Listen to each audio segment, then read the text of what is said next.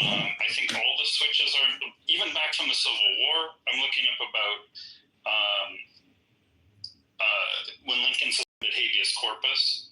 If you listen to Steve Bannon was saying that the corpuses didn't go Trump's way in the last, few months.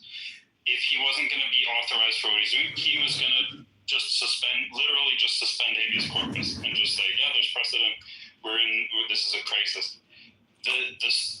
We've had to see, despite the Constitution, the Bill of Rights, all this stuff, we've had these carve-outs for whether just through precedent or de facto through law, as far as we went through a Cold War, and then we went through this neoconservative poison, this period of the Iraq-Iran, this Patriot Act, this surveillance. It's all behind the surface, but the surveillance state stuff really ramped up in the early 2000s, and it was all normalized, and it's to the level that mainstream Democrats supported this stuff.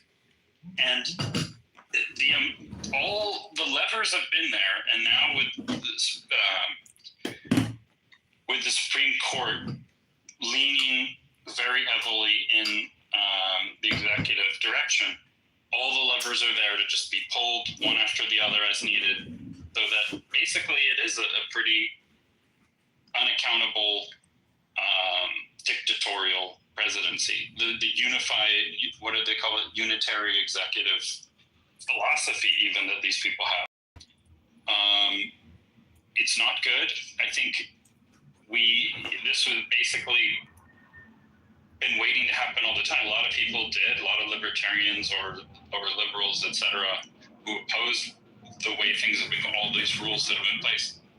They could see the potential for abuse. And now you do have a guy now, and people put a lot on the man himself, and poured the gasoline. He is just the match, and we shouldn't get too deranged about the match, because some other match was going to go off eventually as well. And we really need to take accountability down to the root code level. We need to think about constitutional conventions and electing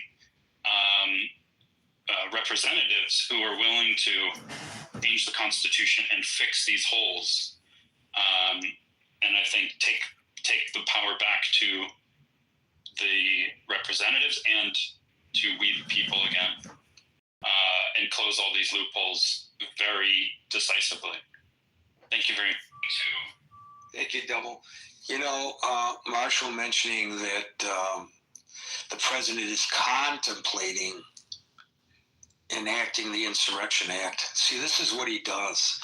He says something, I might do this, I don't know, we'll see about it, I don't know which way it's going to go. And then he gets us talking about it, and we talk about it and talk about it and talk about it. And the fear is this: there's no insurrection going on now. We all know there's no insurrection. There are little pockets of resistance to ICE, but there's no insurrection. But what my fear is that it may become a self-fulfilling prophecy.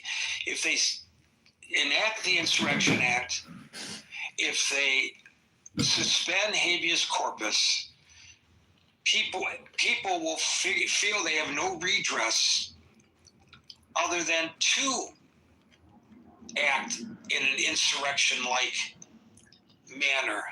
Now, the federal government is much stronger than we, the people. And they have, as the president liked to say to Mr. Zelensky, all the cards. And that's true. But that doesn't mean that people won't get so frustrated that it boils over into where we have people, greater numbers of people, committing violent acts against the government, which will then, of course, give the government the legitimate green light to increase putting its thumb on the necks of the people, or the foot on the necks of the people.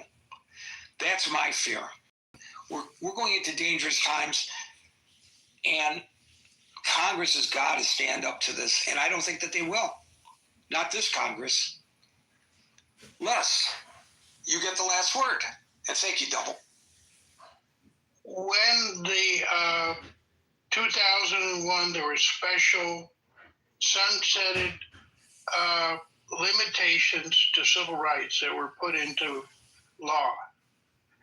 And we were promised that they wouldn't become permanent.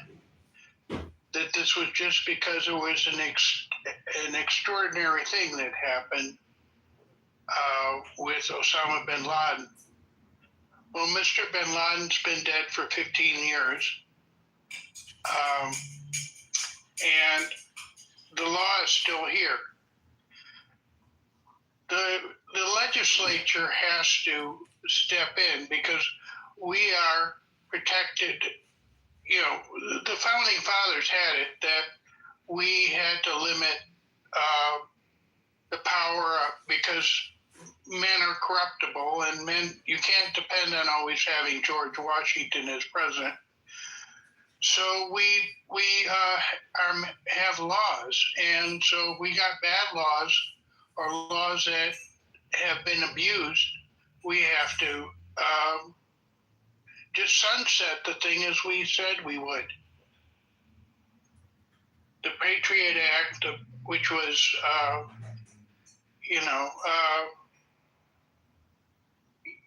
people just put lipstick on a pig, and the Patriot Act perhaps had a usefulness, 15 years ago, but it needs to be repealed. And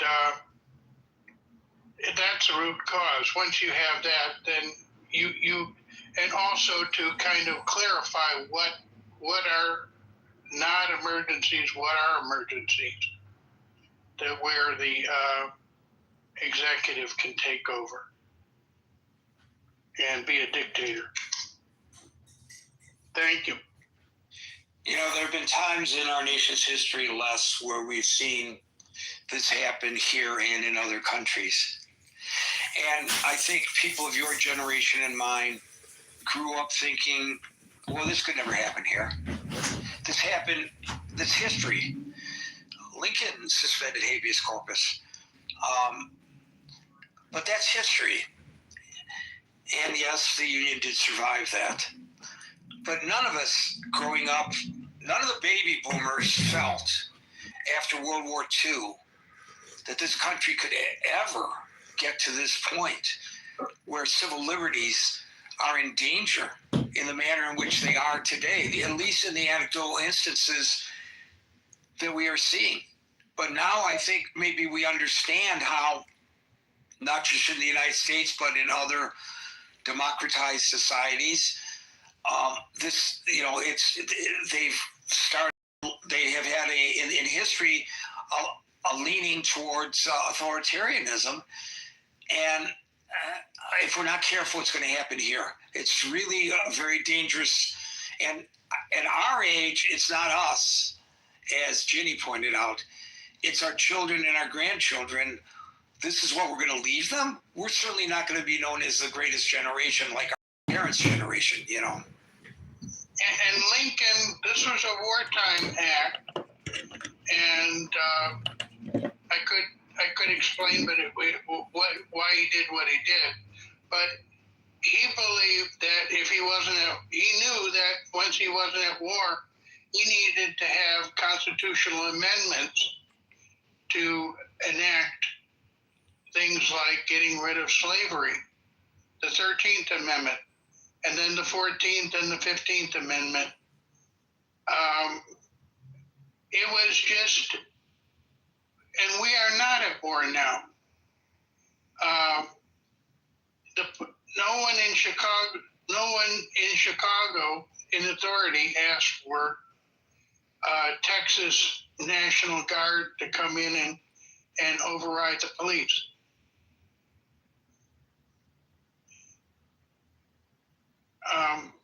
That's all I have to say. Listen to the rhetoric coming out of the White House, however. Whenever the president takes what we might have considered in prior years unacceptable or unusual steps. It's because there is some kind of pending emergency that forces them to do so. And we are at war with the drug cartels. This is why we are blowing up fishing boats, or maybe they're drug running boats, off the coast of Venezuela, because we are at war with the drug cartels. And it is true that the drugs that have come in from south of the border have killed millions of Americans. I don't know how many, but an unfathomable amount of people. If it had been with guns, we would be at war. And it's the same mentality that apparently, if my reading of it is correct, led to the warrantless emptying out of an entire apartment building at 3 o'clock in the morning in Chicago, in the manner in which that occurred. Because we are at war, at least that's what the picture the president paints. So maybe in his mind, Les, he is a wartime president, exactly in the same manner in which was Abraham Lincoln. We have a Congress. When Lincoln wanted to go to war, he had to get it through Congress. And people have to go on record and put their bacon on the line. And you just can't have one guy decide to go to war. I don't know how I feel about, Venezuelan boats or whatever. But I do know how I feel about Chicago being invaded by masked stormtroopers. We'll leave it at that, Les. Thank you for that. Folks, we're here Monday through Friday from 5 p.m. to 6 p.m. New York time. So until 5 p.m. New York time tomorrow for the next edition of the Critical Thinking Forum, everybody be safe, be well, and peace out. Brilliant and This was the chair coming out that Charlie Kirk was literally the pro-Israel shit down to the Islam, 2 days before. like it's a free for all, and it's like it's all volume, and it's like all wherever, nothing matters, and nobody actually really knows, but they have if to it's for cling all, on to then why do something. you have all the Birkin And I pushbacks if feel we don't? that at some, because also I'm Persian and I come from the region, I kind of feel sorry for the region, because I'm like, you're being sold something, but then also at the same time it's your own fault. But If you mention the region one more time, I'm gonna have to kick you, because I told you 13 times it has nothing to do with the region. It has nothing to do with the region. Jesus comes from that same land. Moses comes from that land. All the other prophets come from that. I already told you it has nothing to do with that region. It has everything to do with your twisted prophet. So stop falling back. so what do you believe in? Are you Jewish or you're? No, I don't like Muslim. Yes, I am. That's what it is. I just don't like Muslim niggas. Well, nobody likes Muslim niggas. Well, the thing is, they've just been sold something that, but at the same time. Again. They've been sold something, but you don't have an issue with the philosophy of Islam. But they've been sold I don't something. have a So that's clearly philosophy what you're trying to say is that they're not given true Islam. Oh, she's annoying me, I swear. No, I think they're not practicing true Islam, but then also Okay, I is understand practicing that. Nigger! religion. That's why I'm asking you, what are they practicing that they shouldn't practice? How come you think it's hijacked my question since like half an hour ago? Well, Muslims always have. But you keep threatening me. So for me, I have to start from the beginning. This nigger to the audience, please. Can someone You move this? can't, I don't think.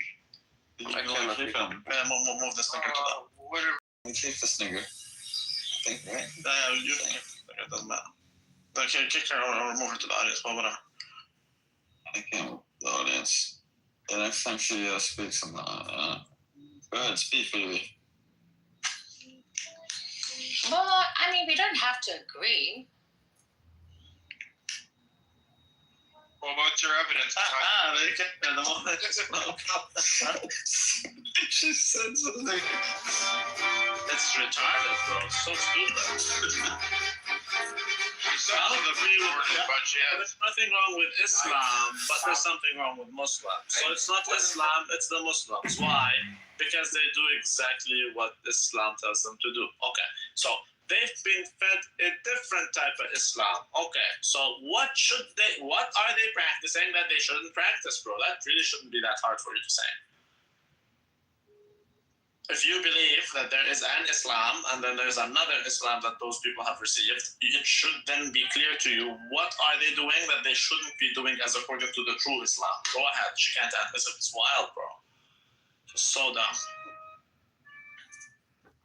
But her class is full of Birkin bags and Coach bags. She must have a very sweet ass. She does sound like She's so retarded that like it should, the ass must be very nice. No. There's got to be some sort of balance. It's balanced. She's like Usually the drawback is usually it's a dumb bitch. I mean, I'm not sure that it's very possible. I've interacted with her, like, it's somewhat of a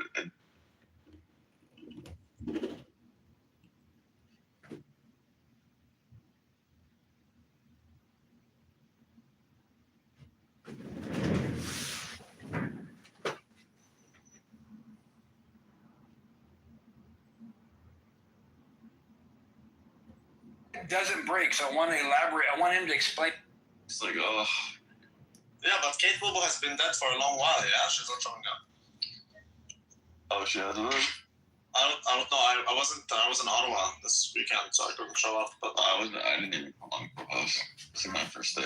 Yeah, I mean, I'm here for more than 20 minutes. No, when Kate just gets like that whole where it's just like she doesn't hear other people talking. She just keeps going. yeah. Yeah, this is a problem. Like, Yeah, Kate Bobo has a sweet ass. She actually does, but she's drinking her life away, basically. Oh, it's for liberation. So. Are you talking about that female from Toronto, Big Law? No, fuck no. Oh my god, bro. I always hate her. I always kick her. It's just, I just can't. It's like she's always on drugs. It's wild. Man, but I love niggers. I'll say I do love niggers.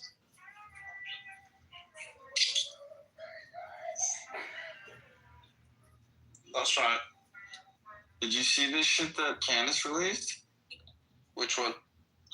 Leave this group chat. You mean Candace on? Jewish donor. Can you hear it? I love About what? No. Can you tell us? Hold on. Yeah, I'll play it. Hold on. My voice is so Hold on, nigga. Hold on.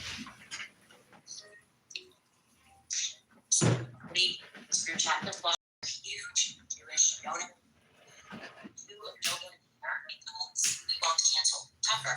I'm thinking of inviting Candace to Facebook. You hear it? Will not be bullied like this. What's Basically, there's a group text that he's allegedly. This is 48 hours before he was killed. Let's see. Charlie texts, just lost another huge Jewish donor, $2 million a year because we won't cancel Tucker Carlson. I'm thinking of inviting Candace. Someone responded, ugh. And then Charlie said, Jewish donors play into all the stereotypes. I cannot and will not be bullied like this, leaving me no choice but to leave the pro-Israel cause. Who? Damn. That's allegedly, that's what Charlie Kirk was texting in a group chat to like his people. They're not saying exactly who. That's part of, I guess, Rob McCoy and Josh Hammer and 6 others. I don't know who either of those people are. So they have 6 others were also in the chat. What was he saying? So Yeah. So the part that they're showing is it's Charlie saying, just lost another huge Jewish donor, $2 million a year because we won't cancel Tucker Carlson. I'm thinking of inviting Candace. I don't really understand that context there. Someone replied, ugh. And then Charlie responded, Jewish donors play into all the stereotypes. I cannot and will not be bullied like this. It's leaving me no choice but to leave the pro-Israel cause. Which is like, it's kind of weird. It's kind of like a weird thing to say, actually. But Well, I don't know what he means by bullied. So that's the interesting thing. Intimidated, probably. if you don't want to do this and that, blackmail, things like that. They don't have blackmail on him because he's young. So Epstein didn't get blackmail on him. They don't have anyone who has blackmail. Young people aren't really on the radar as much as the older folk. Like Joe Biden, there's a lot of dirt on him. Trump, there's a lot of dirt on him, etc., etc., etc.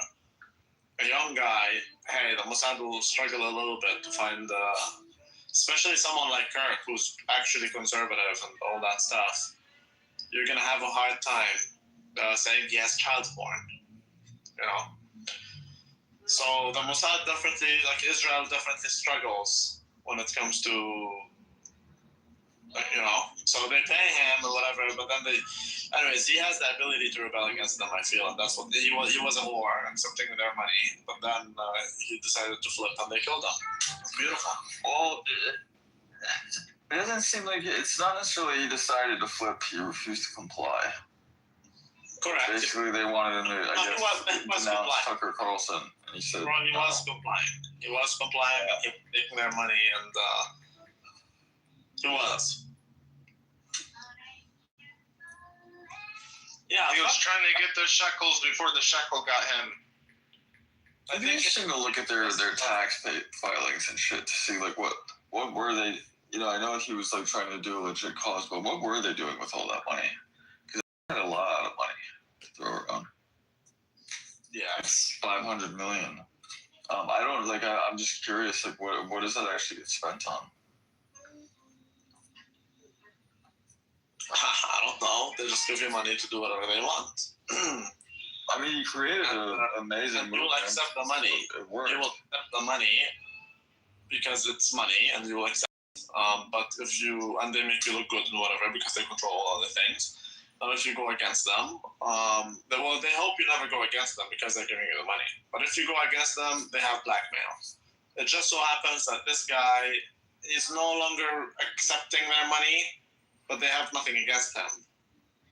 So then they have to kill him. It just goes without. This is pretty. It just makes perfect sense. I don't see. Anyways, to my mind, it was obviously the Jews who killed Kirk since the beginning. They killed Jesus. What makes you think they won't kill his followers? Yeah, I don't think Kirk was. He's a Protestant, but still, they have every reason to. Trump is so stupid, bro. He's being played like crazy by Netanyahu. I respect Netanyahu, bro. I actually respect Netanyahu. Either Trump is so stupid and he's being played, or the guy is really cucked, like hardcore blackmail. He's definitely blackmailed, dude. So we need something. Look at him as first term versus this term. It's pathetic. You know what? I'm looking forward to JD Vance because that guy is also young. So likely they don't have blackmail on him. Hey, let's see. I don't know. I mean, then why did they try to take out Trump? He's the next guy in line. Oh, bro, someone needs to deal with all the Yiddishkeites. What about Vivek? Deal with them. Oh, Trump, what's that? I don't know. I think whoever took out Kirk also tried to take out Trump. It's probably the same group. Yeah. I mean, if you're dumb enough to believe that it's the Iranis are trying to fuck out of here, bro. I hope they don't do nothing to Sam Shimon. No, you know, it is. The Jews are all over. It's always all the pointers are towards Israel, bro. It's just very clear. Shut. Only those who don't want to see it are, you know. Look, I'm leaning in a different direction, but it's sort of kind of like you could say is also inherently Israel. Like I'm still leaning towards like a rogue faction of like the CIA or something, which you could just argue is controlled by Israel. So I just don't know why you don't want to go there. I don't know why you don't want to go. I do. I'm not like there's such a mystery and there's so many odd things with this that Yeah, the old no, I don't see it. It's a possibility, sure, but it's not all that clear to me. Because it's that there's George Zen, who was I don't put that much weight into the guy as you do. Zen is a very important guy. So there's George Zen. But why do you need a decoy for the decoy, dude?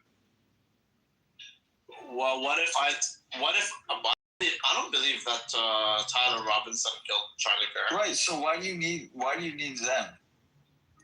Because you don't want people to pay attention to the actual shooter. But that's why you have Tyler, whatever the fuck his name is. No, He's not the actual shooter. I don't think he's the shooter either. That's just the guy we're gonna blame. That doesn't mean right. So it's like, if anything, you don't want to like really deviate away from the patsy in this case. No, I'm telling you that there's another shooter that we don't want you to focus on. So we need. Right. I don't think Tyler is a decoy. I think Tyler is a scapegoat. Zen is a decoy. But it's just the purpose that it served is kind of irrelevant, dude. No, it's not. He still would have gotten, quote unquote, away had like 3 cops not thrown him in. Okay, bro, let me tell you this whole thing very quick, okay? And please don't interrupt me. The cameras show you where the shooter was. We could have seen the video of him shooting. The FBI didn't release that. What they released is him running without a gun, just FYI. He never had a gun. The gun has always been in the forest. Tyler on the roof, if that's even Tyler, I don't even think it is. That guy on the roof isn't the shooter. Okay, so then there's Zim, who's an Ashkenazi Jew used as a decoy, just like he was in 9/11, just like he was later on with the bombing in 2013. The Jew. And then there's the security team of Kirk, run by a Jew, who have several drones, and they were unable to see anything worthy of an investigation. No one talks about it. Then there's Netanyahu claiming, before we get to Netanyahu, then there's the text between Tyler and his boyfriend, girlfriend, whatever that is, clearly staged. Clearly, very clearly, like I don't believe that text for shit, and they don't even show the whole thing. Okay, I wonder why.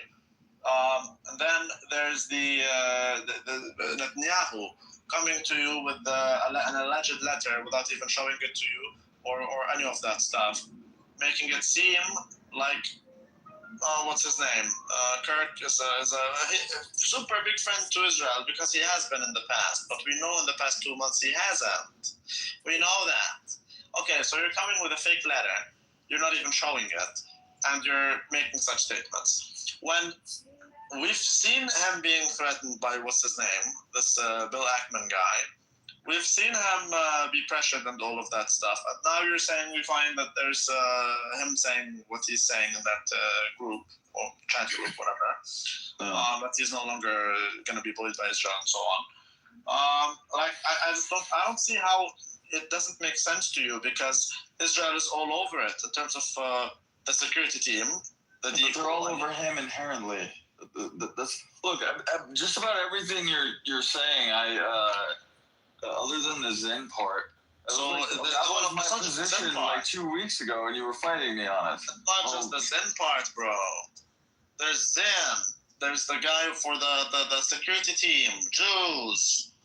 And then there's Netanyahu. Look, look, the Netanyahu thing is, it's very. That's the thing that, like, we're far more than the Zen guy.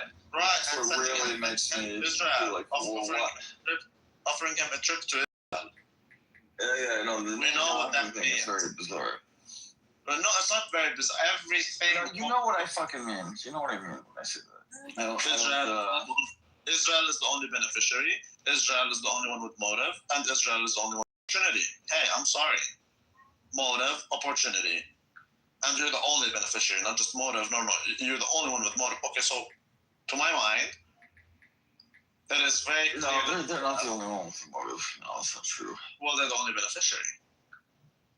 It's also look, if you any group of well, it depends on how the aftermath happens. Like, if you think it's something like prior going into it, if killing him somehow divides, the right wing or the far right somehow, then there's plenty of people that benefit. Okay, bro, I'm not into hypotheticals. The result is benefiting. Nigga. The only one benefiting is Israel. Who else benefited? I don't look. There is an argument that Israel benefits. There's also an argument that they don't. So it depends on how you look at it. How don't they benefit? And that's the question is, who else benefited? I mean, I think it's too early to fucking tell, to be honest. Bro, come on, man. Come on. I think it's too early to tell. No, I think it's very clear. Oh yeah, you think a lot of things are very clear, and then you flip flop on things. No, I don't. It's pretty clear. But You were literally arguing with me a week and a half ago. What do you mean? He's got a gun. It's in his bag. Blah blah blah. No, I don't. It's not in his bag. That's where you were arguing. It's that he's got a gun. Bro, I didn't say that. Hello? I didn't say that. I said you got unbanned. it takes time for you to disassemble the gun. That's really what I was The saying. Bitcoin room said you got banned. Yeah, they did a room in my honor today. Hey, What why happened did to you your get account? banned? He's not in a room with you, then. He's got The moose has got me clipped. I heard Rico was reporting you. Yeah, Rico was in the room earlier. That's how much He told us to report you. I told him don't. No, he didn't do this. Shut the fuck up, David. You fucking sucking pig. Sorry. Anyway, Betas, follow me back so I can. I hear you are going to Canada. Is that right? Why did you tell him? Oh, child. It's true. Oh, well, shut the fuck up. Why did he tell me? What's wrong with you? Why did you tell him, Randy? It was supposed to be you. It's not me, it's Lucia. Yeah, but what's No, I don't even talk to you. I didn't say you anything. Wait, David, you son of a bitch, wait. Warte. Wo ist dein Problem, wenn ich das weiß? Nein, kein Deutsch jetzt. Die müssen alle verstanden. She don't understand German. I guess. Yeah, she don't understand German. It's fucked up. I don't. So was it, do you agree with Rabbi that it was Israel that killed Charlie? It's literally just, how can you not understand what he says? He's asking you if you have a problem with him knowing. Thank you. Yes. Bye. No. But that's not what you said. What you said is... I said no German. I know what you said, but Yeah, she don't understand, so yeah. Ja, Was aber war bei ihr? kein Deutsch. Weil die alle verstehen sollen. She sound like a refugee. I sound like a refugee. That's funny. But she is a refugee. That is okay. Never speak German again, please. Make us all a favor. It's very interesting because my German comprehension is even better than French. Yeah. Oui. Je m'appelle Rabbi. Je ne sais pas. Ne parle français. First you put David.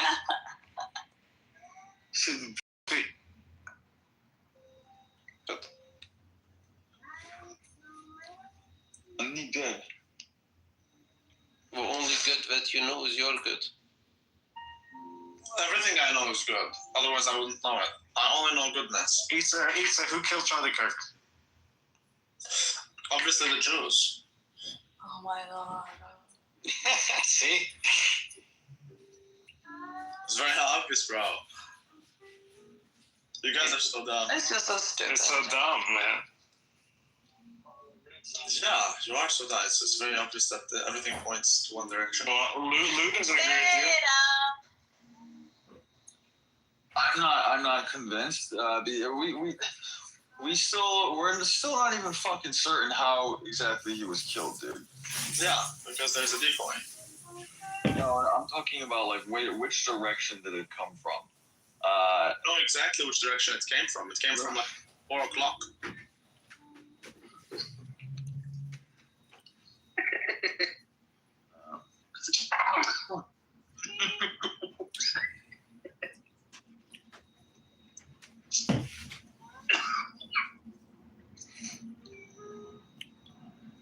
And his bitch is so wild. Hey, you Jordanian shawarma eating faggot loser. Everything leads to Israel, huh? You are one pathetic, really pathetic, low IQ loser. What kind of a loser goes around and calls himself a rabbi? He's a Jordanian shawarma goat-looking faggot. And he's going to sit here and say,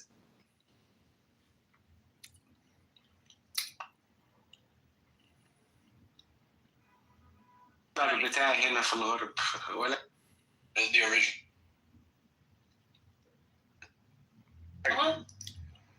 Yes, she did.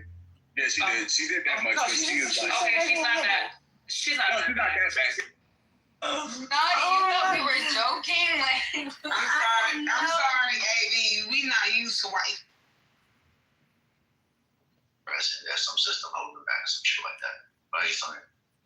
Yeah, we don't talk about it because we want to preserve our relationships in real life. Right. For example, That's my right. oldest daughter during COVID, unfortunately, went to one of the best design schools in the world, not just in the United States, in the world. And she came back not with her full degree, but completely indoctrinated. I can't talk to her. I can't talk to her about Charlie Kirk. I can't talk to her about issues related to LGBTQ, or she lives in New York. She loves Mandami. She wants to do. I can't tell her anything. I can't talk to her. She might not be my daughter anymore if she knew how I felt. That's terrifying. I love her. Oh. That's why it's like, this is very personal for me. Like, that's what people just don't get. For some of us, it's very personal. And there's so much fear there. Like, you love your child, and if they knew, like, they will make you a monster. They'll separate themselves from you because they're told to her other siblings and try to get them to not talk to me either. And I'll be out here with 4 kids who don't talk to me. And that story, quiet. You're not alone. Like, and then so you're lying by omission to save a relationship, and they don't understand the dangers of communism. They don't understand that socialism ends in death. Like, it's marked in history, and people are ignoring it. When you do, you love your kid. You don't want them not to talk to you ever. It's terrible. You're not alone, Pinko. You're not alone. And I'm sorry, there's no, listen,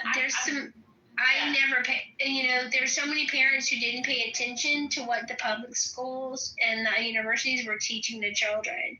Like, it's a betrayal of trust.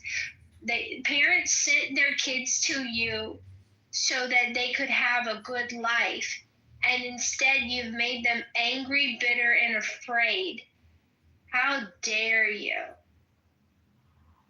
Yeah, I mean, we spent, do you know how much the Fashion Institute of Technology in Manhattan costs? And to have my daughter come back and I don't even recognize her, and all she got was an AA degree and struggling, just living in New York, just believing that everything should be given to her, that I can't talk to her. I love this girl. You guys, what they have done, they made it okay for kids to say, if you don't think the way I do, I don't care if you're my parent, my brother, sister, aunt, or uncle, I don't care if I grew up with you and we were best friends.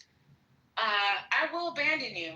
I will cease the relationship. I will block and delete you like you never existed. I don't get it. I don't. This is why I hate them. I mean, I'm gonna be honest. I hate them. I don't want anything bad to happen to them, but I hate what they do. I definitely want to speak on this. Yeah, real quickly, Stephen. I know you've been waiting to get in, but I'm saying real fast too. Real fast. If people are not forget or not aware of the woman who killed her father at the beginning of the year when Trump got into office, he got elected. There's a white woman who killed her father and voted for Trump. People don't know that. That's political violence too. She killed her father. You can look the story up. I think the night he got inaugurated. And it's shit like that, to your point, what you're saying, that you don't know how radicalized your family could be to where they do. Now, I think a lot of us don't believe that's the case, but why risk it? Because all the other shit that's on top plus that, it's just too much to consider. Go ahead, Steve. Hey, so I wanted to share my experience with some of my family. My mother and I share very different beliefs. Politically, also with religion, we share very different beliefs. And our relationship has changed over time. And I'm glad to say it's actually a lot better now. And I think the biggest difference from where it was really bad and where it was really good, because now it's pretty decent. We're pretty good friends. And I love her and she loves me and we both want to see each other succeed, is how much we allow each other to accept other beliefs. I think that's an important thing, right?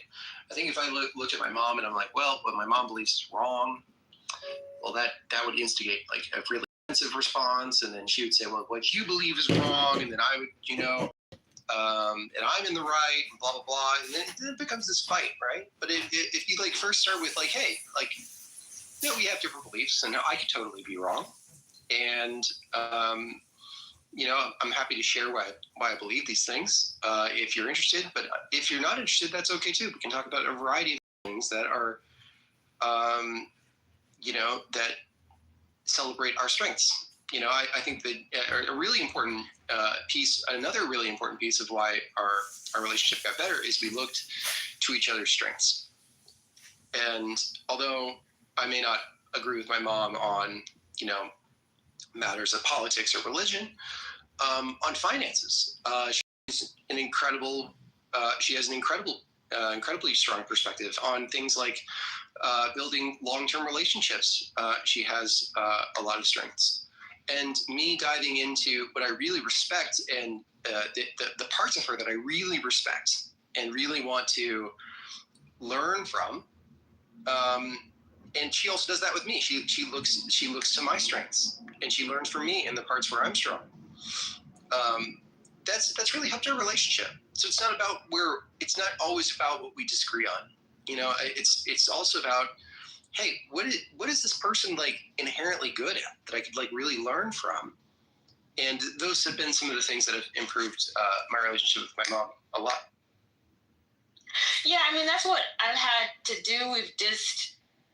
We talk about everything else but that. She will try to insert some things into the conversation and I just be silent. It's the best thing for me to do. My thing is that, it's a little bit more complicated. I'm a content creator. There's things I want to say that and I know that if I say them, she probably won't ever talk to me. I hate being held hostage by the situation. And the fact that we live in a society where it's okay to cut people off for the littlest things, when I feel like right now we need people. Kids are so young and impressionable. She's an adult, but she's still really young. I hate the fact that we live in a society where it's being encouraged to abandon the very people who will be there for you if anything went down.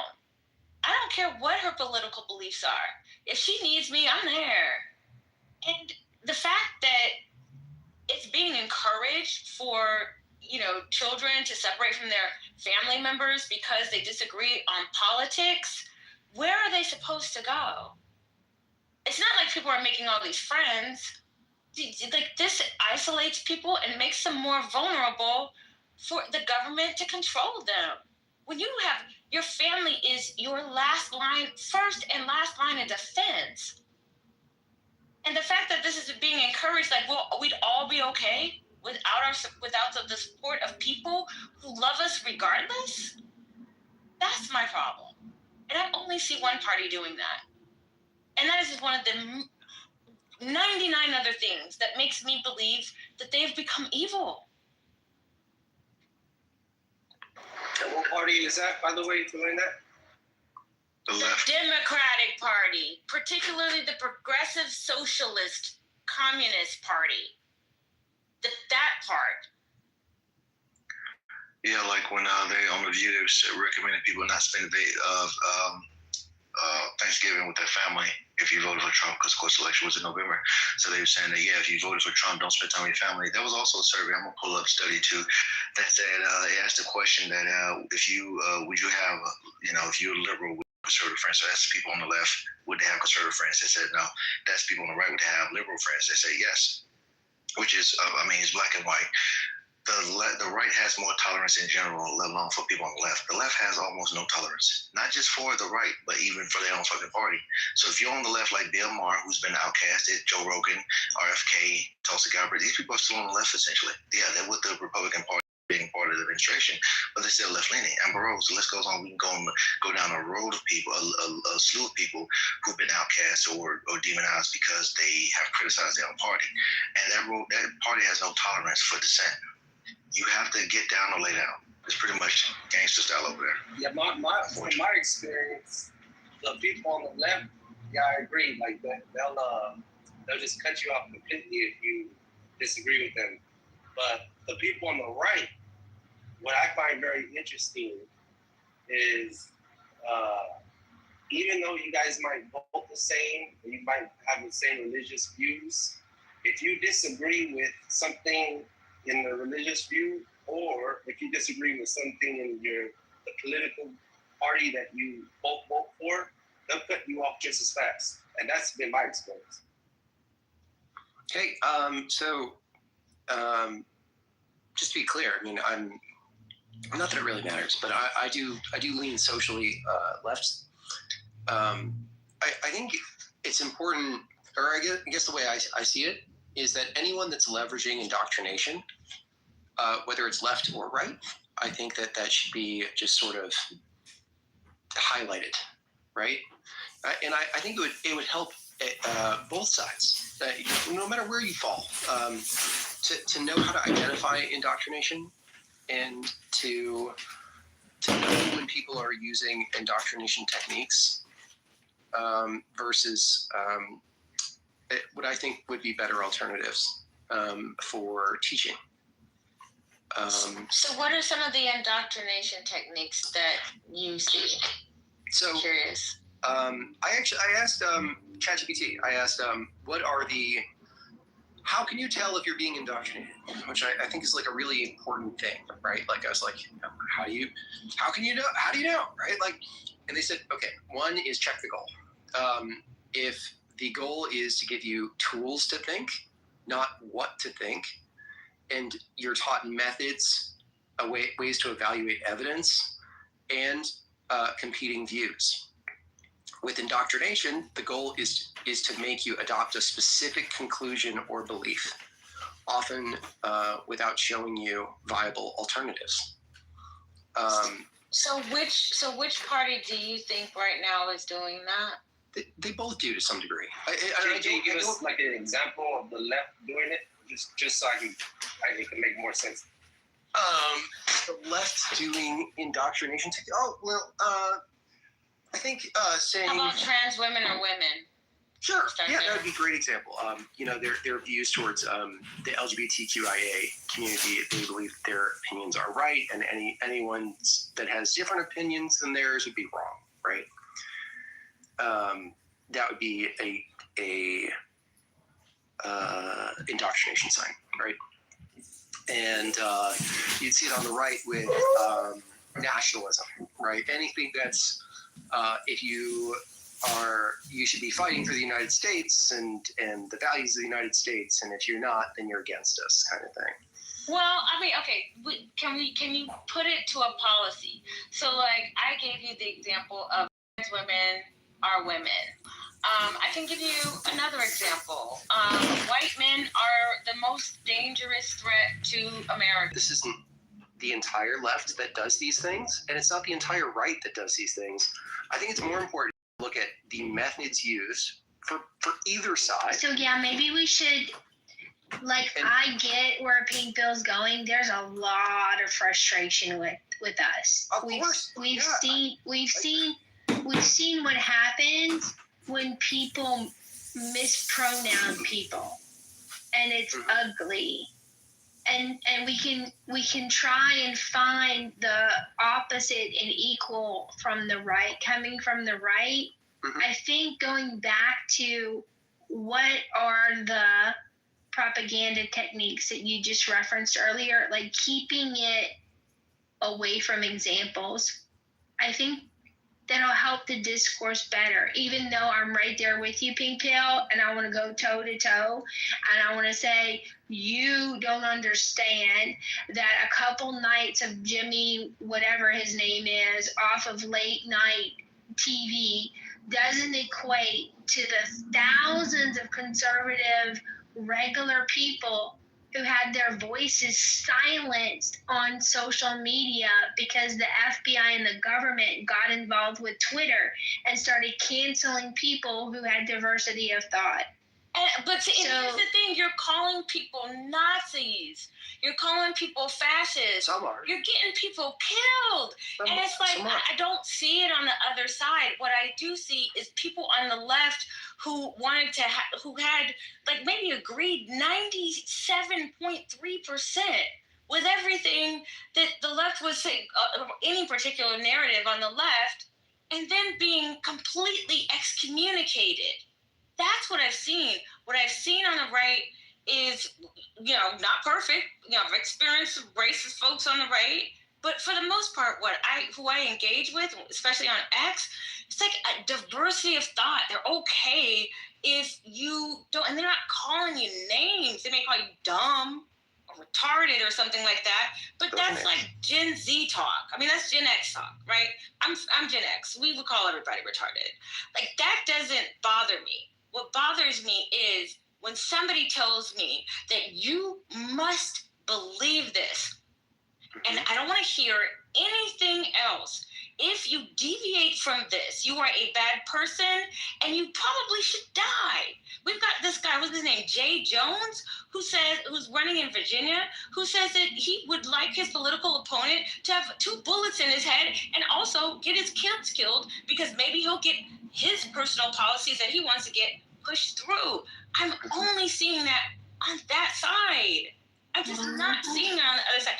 I am willing to listen if there is something like that on the right that people are trying to push down. Yeah, let's hear that. I would really like to hear it. Yeah, let's hear it. There's not one. Is there a right equivalent? Another one is there's a genocide in Palestine, and if you push back on that shit, oh my God, it's World War III. Sure, and I want to be clear. I think I agree with you in that.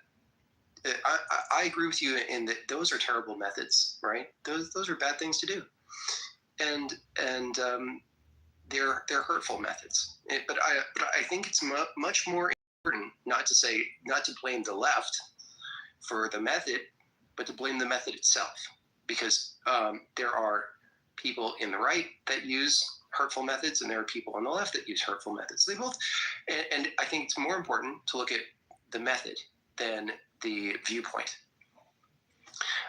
You asked for how the right.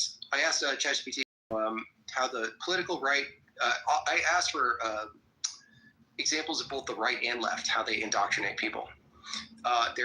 First, the definition of indoctrination that I'm using is information control to limit or distort access to opposing viewpoints, emotional conditioning, attach moral or identity value to the agreement or disagreement, and social enforcement to reward conformity and to punish deviation.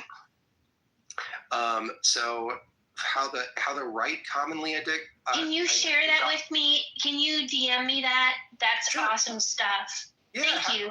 Happy Thank to. you. Is it Stephen or Stefan? It's Stephen. It's Stephen. And so the way that the right does it is through moral absolutism, portrays the world in terms of good and evil, patriots versus traitors, believers versus sinners, suggests questioning tradition is equal to moral decay, and then uses nostalgia, aka a return to greatness, to create emotional safety in conformity. They use fear-based messaging, emphasizing threats such as immigrants, crime, moral decline, globalists, etc.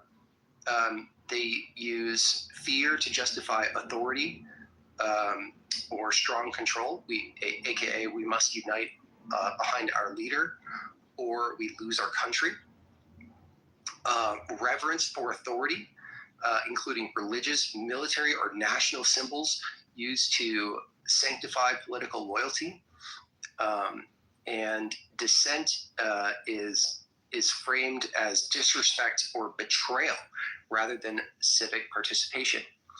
And can you maybe just give one example though? I know these are all the ways they do it, but give us like a real tangible example. Yeah, I mean, I can put some tangible examples in the chat. I don't want to, I just asked ChatGPT for some broad overviews of how the right has used indoctrination in the past. Yeah, happy to put some direct examples in the chat. But this is something that's used by both sides. This is not just a right thing. This is not just a left thing. I think that if we find ways to communicate our ideas without indoctrination, I think that that's a much better way to go about it, no matter where you are on the political spectrum. I agree with that. I agree that everybody should be able to identify how and if they are being indoctrinated in things. I'm going to be honest, Stephen, that I don't think that all indoctrination is wrong. And let me give you an example of what I mean by that. I don't think that it's wrong to have children be indoctrinated that the country that they live in, they should be proud of, and that they should love the flag and say the Pledge of Allegiance. I think that they should be loyal to their country. I think that that is indoctrination, and I think that that's good. That protects us. So I don't think that all indoctrination is bad, but if the indoctrination is like antisocial or dangerous or leads to somebody being killed, I don't care either side. I only see the left with polls saying that 37% of progressive liberals think it's perfectly okay for political opponents to be killed. What I see on my X feed is people on the Republican side going to colleges and they're being attacked physically and having to defend themselves. I'm seeing on my scroll Antifa trying to defend criminals and keeping neighborhoods that people who look like me safe, while denying that the people who are being terrorized in these neighborhoods want some kind of safety. I just don't see the right saying, don't believe your lying eyes. You know why? And I'm not saying that that has never been the case, though. You know why? Because I've been alive long enough to know when the right side was utterly insane, which is why I feel like I'm in a parallel universe, because I'm looking at the right like, y'all were the Democrats when we were super cool. What is happening here? Hey, quick question, real quick, Stephen. What would you say? What indoctrination do you think is good for kids? I think indoctrination is really good for like early developmental childhood, when you're like saying, hey, you need to look both ways before crossing the street. I think when it comes to matters of life or death safety, understanding stop, drop, and roll, understanding things like when it's okay to pull a fire alarm. I think that is a great time to use indoctrination. I can't think of a single occasion where indoctrination would be good for anyone later stage development and up.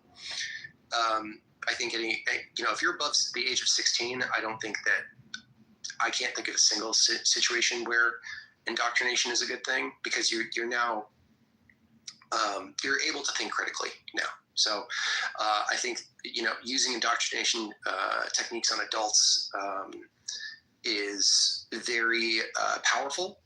It works. It's used because it works, and it's. I don't think it's the most ethical way to. And why do you think it works? Convince people. Why? That's a super deep. I don't. I think people make decisions based on fear. People make decisions based on anger. People make. It goes to like more primal decision making and emotional decision making. That's my guess. That's what my intuition says. I haven't researched it though. I think it's because children in at least the past 2 generations are not being taught that it's okay to push back on ideas that are being presented to them in the classroom and question. I think the critical thinking, the media, particularly the news, when I was growing up, I was born in 1973, I remember the news. They would tell you something, and they trusted you enough to decide what you should think about it. So you have all of these influences that you have this discouraging of critical thought, which we talked about earlier. I don't know if you were in here. And then you have news media, which should have a responsibility for giving us the most accurate information humanly possible. I think that's what the founding fathers idealistically wanted. Instead, I had to check my own self, because I remember back when I was a Democrat, when something would happen and I would be like, let me go on CNN so I know what to think about this. And I had to stop myself because I knew better. But I also have to think about the millions and millions of other people who don't know better. What do you guys think? Let me ask you a question. Are you religious by any chance? I was raised Baptist. I'm not religious. I am spiritual, but I don't, I'm not particularly like, I enjoy church, but, I'm not sitting there clapping like a seal for everything they say. So, Pink Pill, I've been listening to your political opinions, and it kind of matched mine. I don't think the conservatives are the answer, but I choose them over the type of Democratic Party that's around now. But the Democratic Party can easily be reformed, and one person I ran into is Ezra Klein. Hearing Ezra Klein speak, the first president I ever voted for is Donald Trump, but I want to vote Democrat eventually. And hearing Ezra Klein speak gives me hope for the Democratic Party, but the Democratic Party still hasn't reformed yet. And I think the good thing about Trump's existence is that as long as the Democrats keep losing, I feel like it's going to give them more incentive to govern in more pragmatic ways. Because I think the issue is that they don't govern pragmatically. Their messaging isn't pragmatic. Everything for them is procedural and lives and having like well-meaning values, but putting that on a forefront so much that it makes government inefficient. And then they'll create bills, section off money for bills that sound amazing. The End of Poverty Act, or I just learned these I've been asking the Biden people what Biden did that was positive, not as a way to like grill them, but as a, hey, I know my own echo chamber. Like I know that Obama wasn't all bad. I know Trump isn't all bad. There's no way Biden is all bad. They talk about the infrastructure bill. They talk about the CHIPS Act, and then I believe them. And I started to do research. The infrastructure bill didn't change shit because all of the changes are so procedural that really a lot of construction doesn't start until 2028. So it's like, it's I just think that the Democrats need to rethink.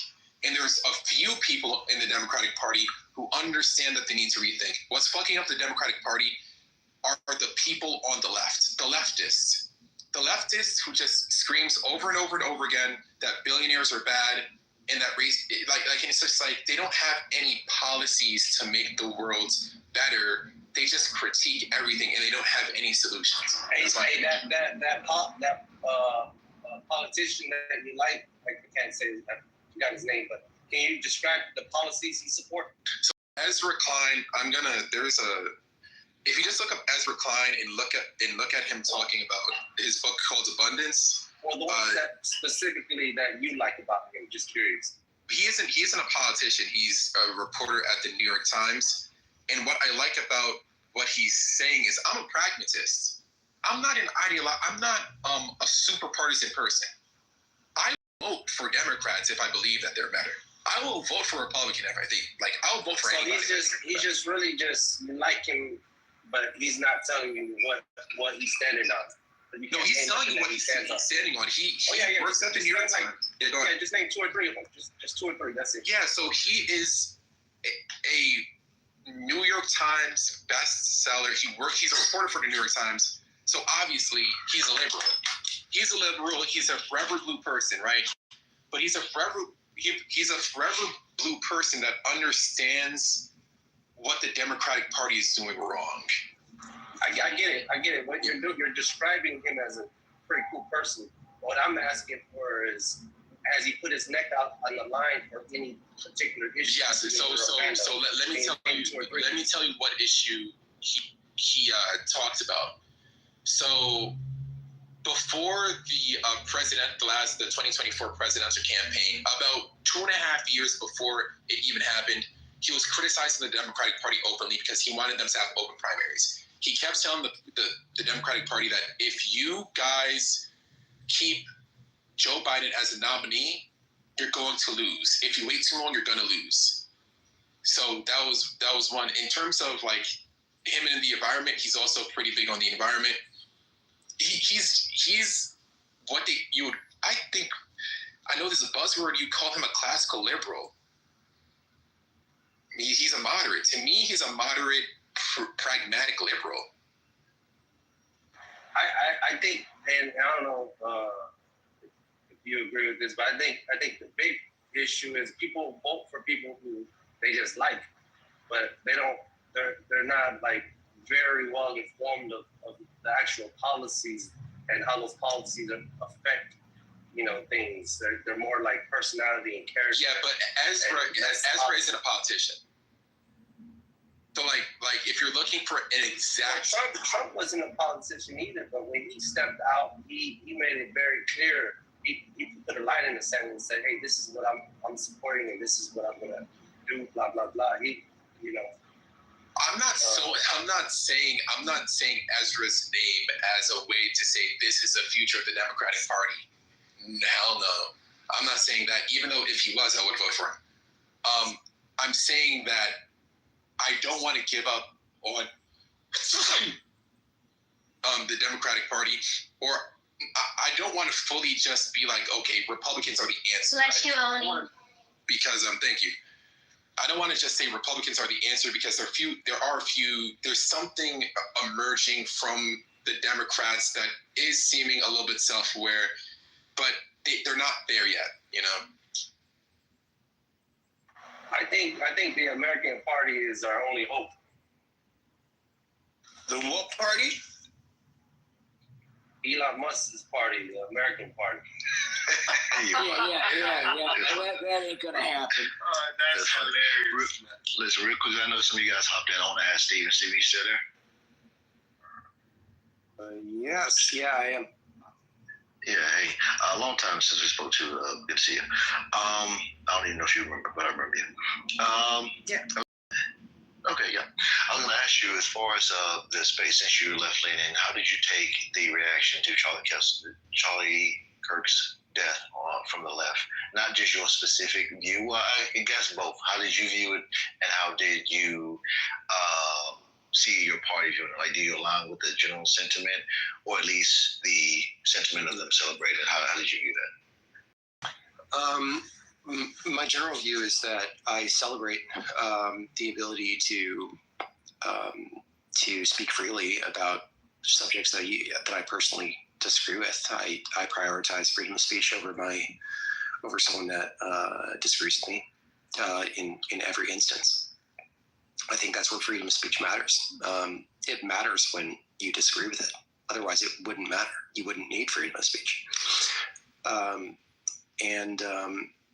I obviously think it's a tragedy that he was shot for his beliefs and for welcoming discourse and welcoming open communication between both sides, even if I disagree with a lot of his political beliefs. When I saw how I noticed that, at least from what I saw, the vast majority of left-leaning people agreed with me. And it seemed like anyone that had radical viewpoints around this, their voices were amplified, because I believe that would cause the most ratings, that would cause the most views, that would cause the most, the things that news media outlets are measured on.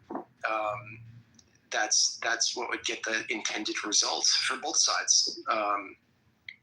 I'm curious, Stephen, what you said there's a lot of things you disagreed with Charlie Kirk on. Can you just maybe name one? Well, before we I want to finish this really quickly. We can start. Yeah, that's one. Yeah, really quickly. And you guys can do it. I just want to go down the road to your point. You said so. There's not a. Well, let me ask you, just to be clear. Do you feel there's a comparable stance between the right and the left when they view violence and how violence is enacted on their opponents? I can't stress this enough. It really should never be looked at as a right versus left thing. It really shouldn't. It needs to be looked at as there's radicalism, and that radicalism needs to be addressed. It doesn't matter whether they're Republican or Democrat or Islamic or Christian or atheist. It does not matter. What matters is radicalism, right? Go ahead. And putting blame and blaming the left or blaming the right or blaming the fucking, it's not going to help anyone ever, right? It's just understanding how this process happened. You treat it like a plane crash, right? It's you don't, when a plane crashes, you don't look at was the pilot a Democrat or a Republican? No, it doesn't matter. It's a very odd analogy. Yeah, that's a perfect analogy. We might look to see how much training, how much confidence they have. Right. Now we're talking, right? We analyze the crash. We say, hey, how did we get here? How did we get here? What failed, right? I agree with that part. And we look at the process of how we went from we were on track to how did this plane get off track, and how did this plane crash? And now, once we understand how this plane crashed, how do we make it so future planes don't crash this way ever again? Right? How do you account for pattern recognition? Right. We're not stupid. We understand that there's a pattern of violence in our nation, and to blame it all on white men is reductive and wrong. Statistically verifiable. It should not be blamed on white men, for sure. But in the same way, we shouldn't look at it and say, well, Democrats are the problem, right? It's making the same mistake than saying It's white men. not. It is the same Let me mistake. get reason why it's not. Here's the reason. Like some people. Hold on, 1 second. Wait. Time out. You have to yield to the mods.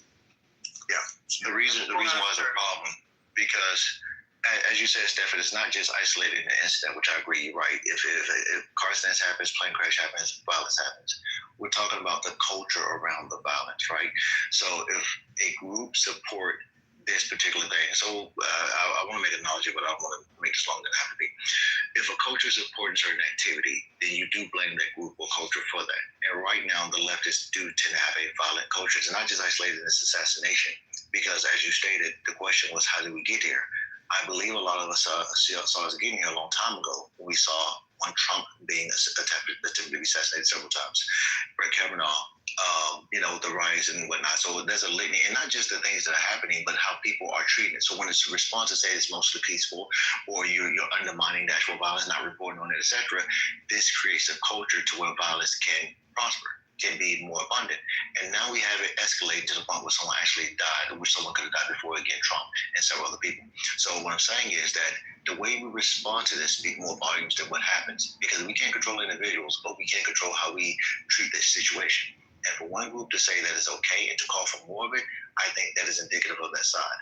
And lastly, I'll say on this, not enough of that side is checking their side to say we should do this, because when the Aryan Brotherhood or far right extremists or alt right does their things, there's a plenty of the right to say we don't own that shit, we don't condone violence or racism, etc. So I'm just saying that there's a clear distinction between left and right when it comes to this particular issue. Yeah, but can I quickly say this?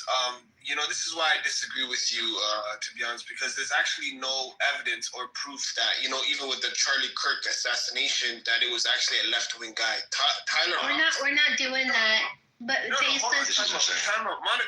Let me just give my opinion, because this is a fact. There's actually no evidence. It's not a fact. Of the guy. Hold on, time out. If you're trying to provide me a fake text message that the FBI gave to the public to show that I'm not talking about that. Tyler Robinson was not a left wing. His family was a conservative. They've been conservative. His family, not him, sir. My family is Christian. I'm not. That doesn't make sense. And they're left wing, and I'm not. But he's not left wing, and there was no proof that he hated. Faceless. You're ignoring the fact that other people can believe different things and it has nothing to do with their personal beliefs. That doesn't make sense. I share no beliefs in my family. What's your evidence that he was left wing? Because he killed a right-wing person. That's one thing. Don't say it on the bullet. Yes, I was gonna name a litany of things. He had on the bullet Antifa, what's the word? Propaganda and shit. Can I finger in the air, please? There's no proof that can we just sidestep the conversation? Because if a person needs to be convinced that the mainstream information suggests that the shooter is left wing and not right wing, then they're not in a place to be convinced. If you need to be convinced at this point in time that there's ample evidence that shows that this person was left wing, then why even talk to them? It's hopeless at that point. Yeah, I agree. But back to you, Stephen. If you took in what I said, and I'm really curious. And by the way, too, this you should know me. I'm not trying to bully you or nothing like that. You don't feel comfortable with this stuff. I don't feel bullied at all. Okay, cool. So I just want to be sincerely. Yeah, but go ahead if you want to respond to what I said, please. Yeah, I mean, I don't want to be a broken record. I mean, I think I'm pretty clear. I think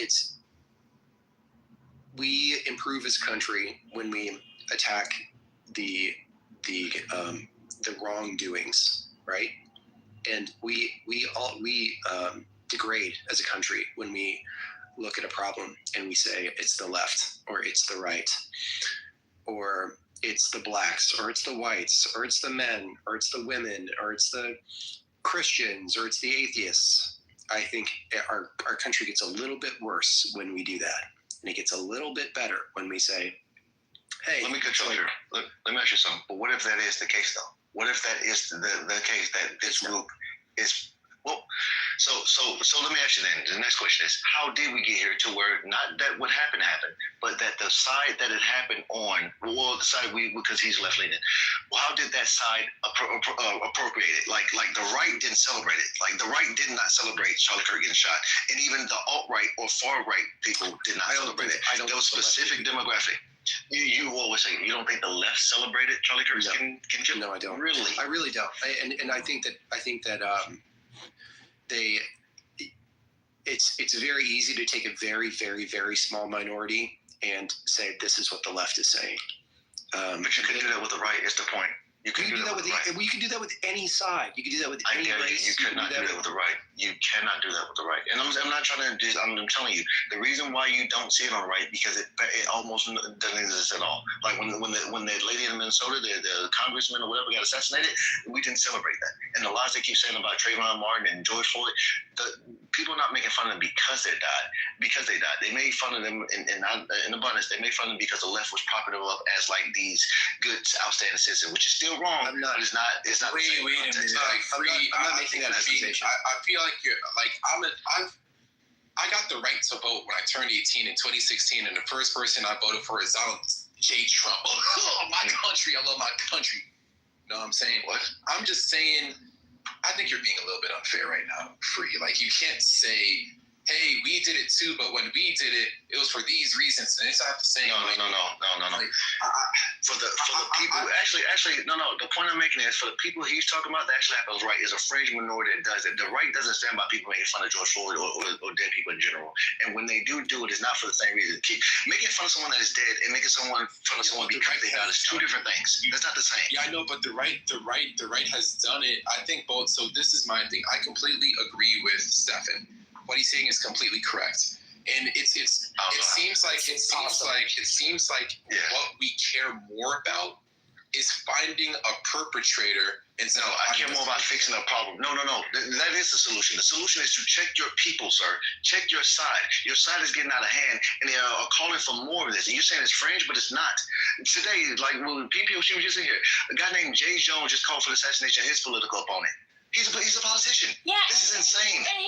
And listen, in another parallel universe, he would have been booted off the ticket. They're still supporting him. This is emotionally riled about it. But the point is, we have too many examples for you guys just to knock it off and say, well, it's just a fringe. No, it's not. This has become normal amongst the left. This is the left now. This is where we are, and it's getting worse. And I'm saying you have to start pretty much checking your side, because we're trying to do it, but they won't listen to us. Check your side to say, hey, this is too far. And my question is, how far is too far? How many of the left have to do this before we say, hey, that's the left? How many more? What percentage? Actually, I brought up Ezra Klein. The way that I rediscovered Ezra Klein from last year is Ezra Klein was having a debate with Ta-Nehisi Coates.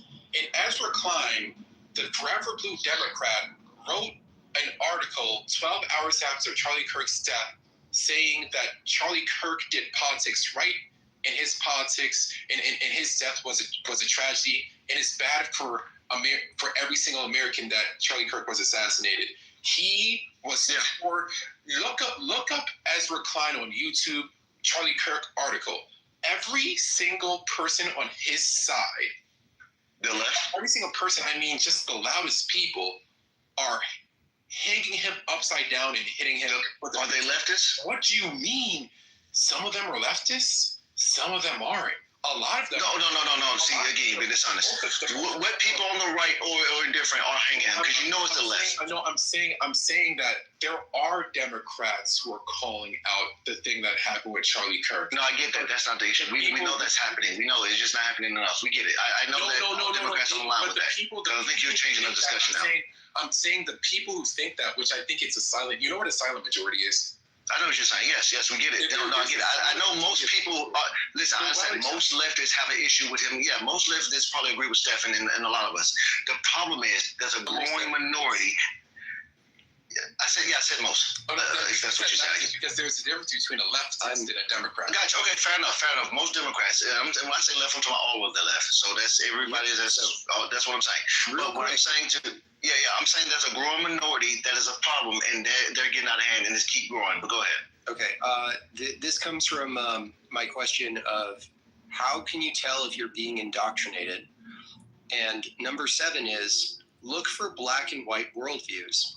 Are you taught that everything is clear cut, aka we're good. Okay, I'm talking about a specific issue, sir. I'm not. This is relegated to one specific issue. That one side is okay with political violence more than the other. It's not saying that we don't have any issues. It's not saying you guys are 100% wrong. I'm saying on this particular issue, and I believe that this changed conversation to make it more decisive. I don't think you're trying to do it on purpose. This is not a fallacy here where I'm trying to say this is a black or white issue. Right now, we have too much of something, enough evidence for what I'm claiming that too much of your. It isn't. I'm an independent. Okay, to be okay, and also regardless of what you're registered in, you identify as conservative. There are things that I totally agree with on the right, and there are things I totally agree with on the left. I'll take your side. Let's just say left. On social issues, I'm probably more left than I am right. But okay, that's fine. You know, for instance, I don't believe that women or trans people should be in sports. I don't think that, or should be in women's sports. I don't believe that should be a thing. Okay, fair enough. I got you. I said I take it back because I don't want to get lost in sauce. I want to stick to this. We see one group performing a certain way and they are emboldened to do so. They're not shameful. They don't care. They're doubling down on this idea. And worse than that, they're trying to justify by misrepresenting his arguments by saying that he said black people are not competent and all this other crap they claim he said, which he didn't say, or he at least said it way out of context, which is not the same thing, meaning, they misrepresent him. The point is that I'm addressing the fact that the left, as this poll showed that Pink Pill addressed a second ago, which you can look it up, I think it's like 38% of the left think it's okay to assassinate your political opponent. And we see tons of incidents of the left doing things like this. There's people being hunted down and killed because they're Trump supporters. Okay? Hunted down, literally. When you go to rallies, and I tell the left to do this too. Anybody, matter of fact, not even left, anybody. If you really want to test this theory, just go to any of those spaces where there's a ICE rally or something and whatever. Matter of fact, let me take all that back because that's too dangerous. Let me just say this: for the fact the majority of us who supported Trump and voted for him, we can't go out in public wearing anything that shows that we're conservative or right leaning. We can't wear a MAGA hat. We can't wear what's the elephant. We can't do none of that shit. The reason being because there's a chance that our car gets stripped. We can't even hold the flag. We can't even have a flag. Yeah, we can't even hold American flag. Yeah, and so that speaks volumes to know that this is a identifier to be attacked. Okay, I drive around and I see people with their Tim Moss and their Biden shirts, Biden stickers on their car, and they do it comfortably because they're not facing the same threat as the people on the right. This is, like, how many examples we have to give that one side is more okay with promoting violence, performing violence than the other side. So you're gaslighting me by saying this is not the case. Go ahead. Yeah, no, it's a lot. I'm ready. Yeah. I want to speak after you, Stephen. Okay. Then I want to go on. I'm go on mute too. Go ahead. Yeah, no. This is so important. What I'm going to say, I believe to my core, okay, that assigning a trait to a group is wrong, okay, and assigning it to the entire group is wrong. It is. I believe that is the definition of prejudice, is to assign a trait to an entire group of people. I think it is wrong to look at the incarceration rate of black people and to say, well, black people are obviously the problem. That it's wrong to believe that. You need to look at the crimes that individuals committed and say it was wrong for that individual to commit that crime. It is wrong to make the conclusion that because more black people are disproportionately incarcerated for crimes, that black people are the problem. That is a wrong thing. It's not right. That is where racism comes from. You have to judge each individual on the contents of their character, and not look at what group they're a part of and make assumptions about that group. Well, let me ask you this. How do you assess and measure crime statistics by categories? How do you do that then? I thought Monica was next. Okay, so, if there's a bank, and I'm going to be ridiculous with this, but I think it's good to add a little levity to this conversation because it's a difficult conversation. A bank is robbed. the description of the perpetrators are 4-foot, red-headed, green-wearing men. When the police put an all-points bulletin out for 4-foot, red-headed, green-wearing men, they will not be stopping any 6-foot Black Americans. They won't, because the suspect doesn't match the description. There's a difference between racial profiling and profiling. And if we look at the data, we can have a conversation that our judicial system is broken, and have a conversation that approximately 6% of the men or the people currently incarcerated are not guilty for the crime that they're incarcerated for. And look at P. Diddy. But what we shouldn't do is ignore facts and data because we're afraid that we'll be labeled a bigot. If there's a problem in a culture, denying that culture has a problem is not doing any of us any favors. Go ahead, Mother. Yeah, so it was interesting because, I mean, when we talk about the U.S. justice system, I think essentially it's a class-based system, right? People with better access to better attorneys generally can get off on lesser charges. And nobody talks about, like, that is a huge part of the rates of who gets sent to prison and who doesn't. We just like to gloss over that fact and pretend like our system is fair and balanced, and how people of color generally get harsher sentences than white people that commit the same crimes. Like, that is well known and well documented. I don't need to go down that rabbit hole. But what I actually wanted to say was back up real quick. I was surprised, like, when you all talk about, like, you can't wear your MAGA hats and you can't, like, I walk down the street every day and there's people wearing MAGA hats and Trump flags. Like, maybe it's because I live in Florida, which is a very Republican state, but nope, they're not getting assaulted. Literally, people at my gym are wearing MAGA hats and wearing pro-Trump stuff, and people were wearing their Kamala stuff. Like, I don't know where y'all live, but most of the country is not like this, where you can't, California, state your opinion on things. Okay, that makes sense. I live in California. The rest of the country is not like this. Like, it is not. Even when I was in Illinois, people would wear the Republican stuff and they're not getting jumped. Like, what are we talking about?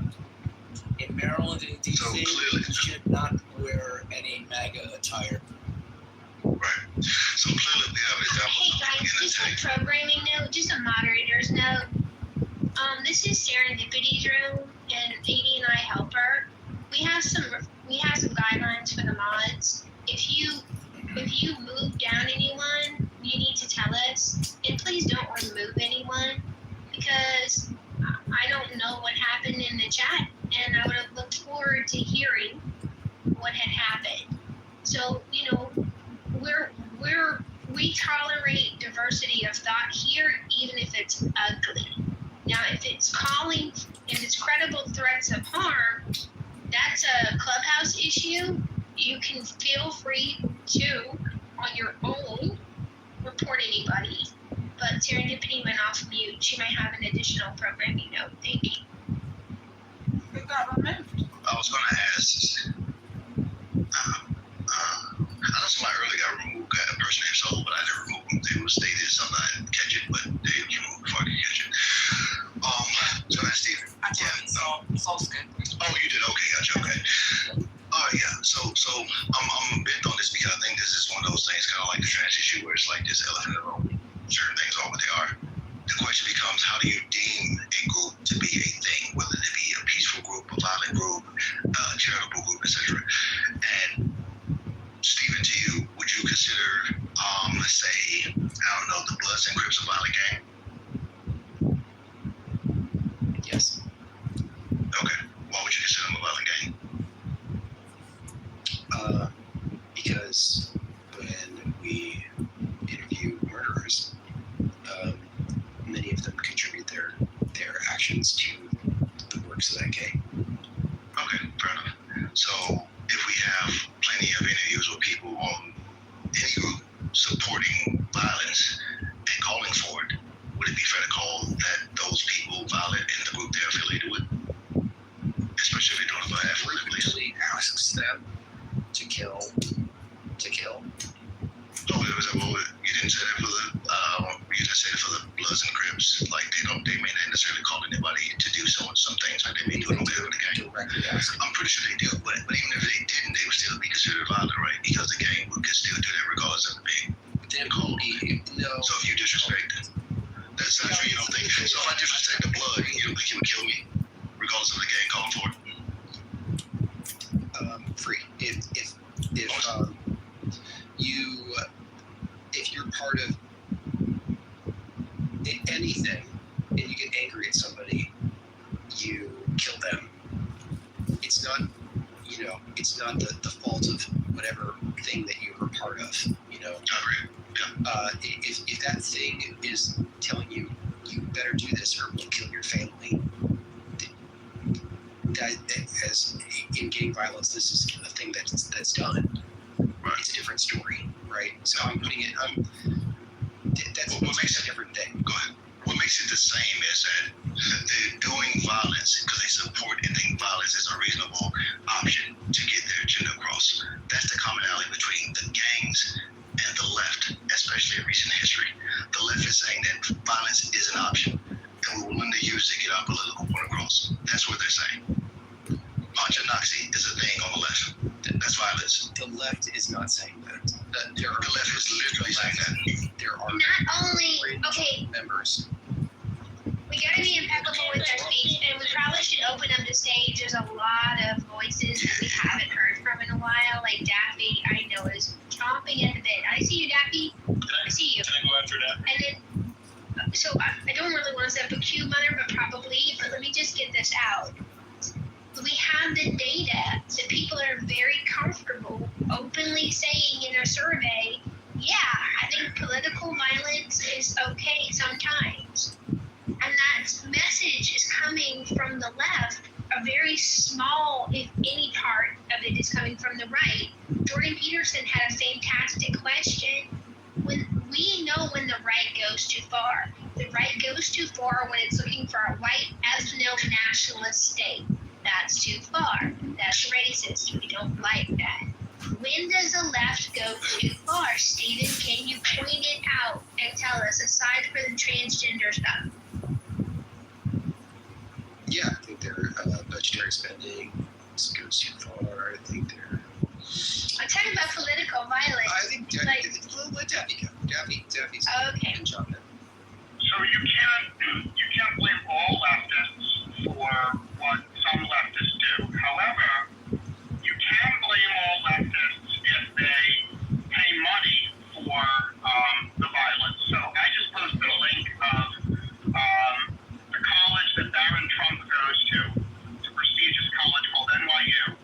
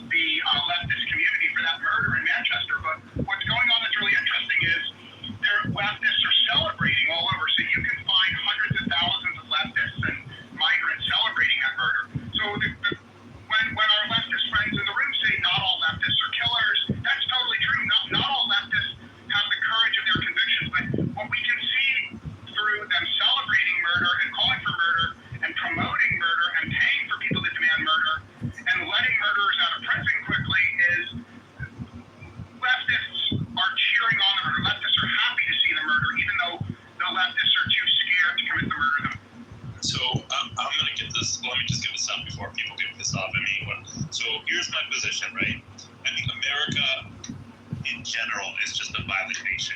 Like, I think y'all are trying to pin it on the left or pin it on the right. This country is notorious for violence through the history of our country, right? This has been a problem for generations in this country of political violence, people getting shot to death, and while they're in elected office. So maybe this is just part of the culture of this country. Like, people are just violent. Americans are just violent creatures, and that's okay. No, it's not okay to be violent, especially politically, because this country was supposed to be founded with freedom of ideas. People who had dreams that we could say what we wanted to say without the thing that you're saying. It should just be okay to happen. The fact that you could just say, well, that's just how we are, means that you have abandoned everything that the people who wanted this country to exist believed in.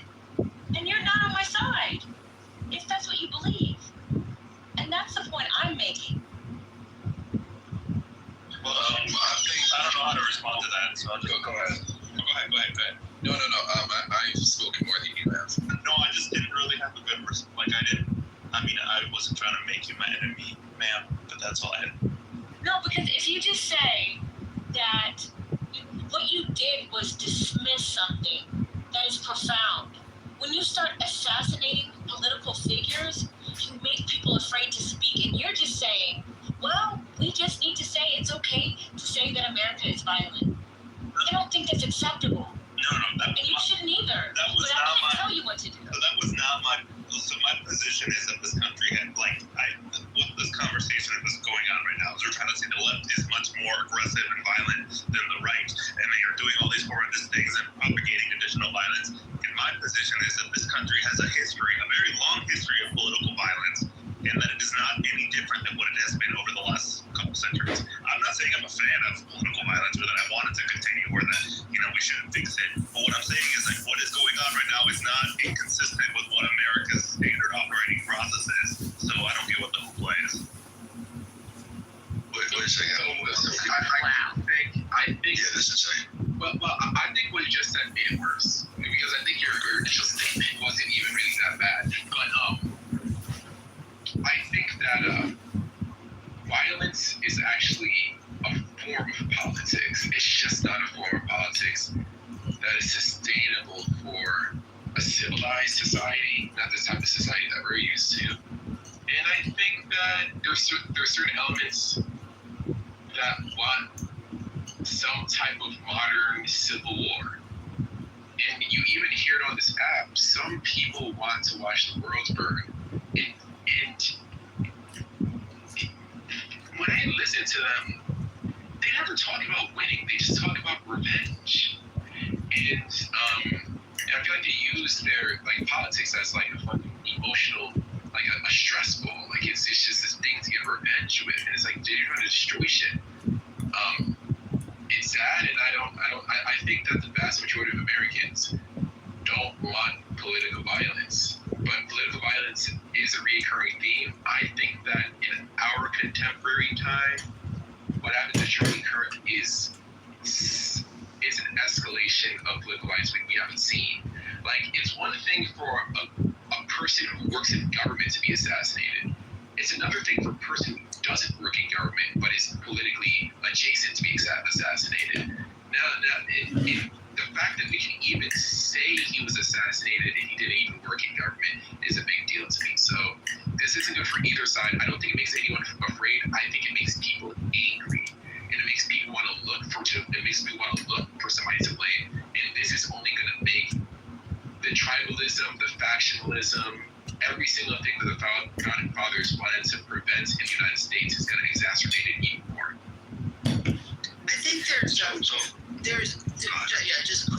there's a difference between saying behavior X tends to be committed by whatever group versus whatever group tends to commit behavior X.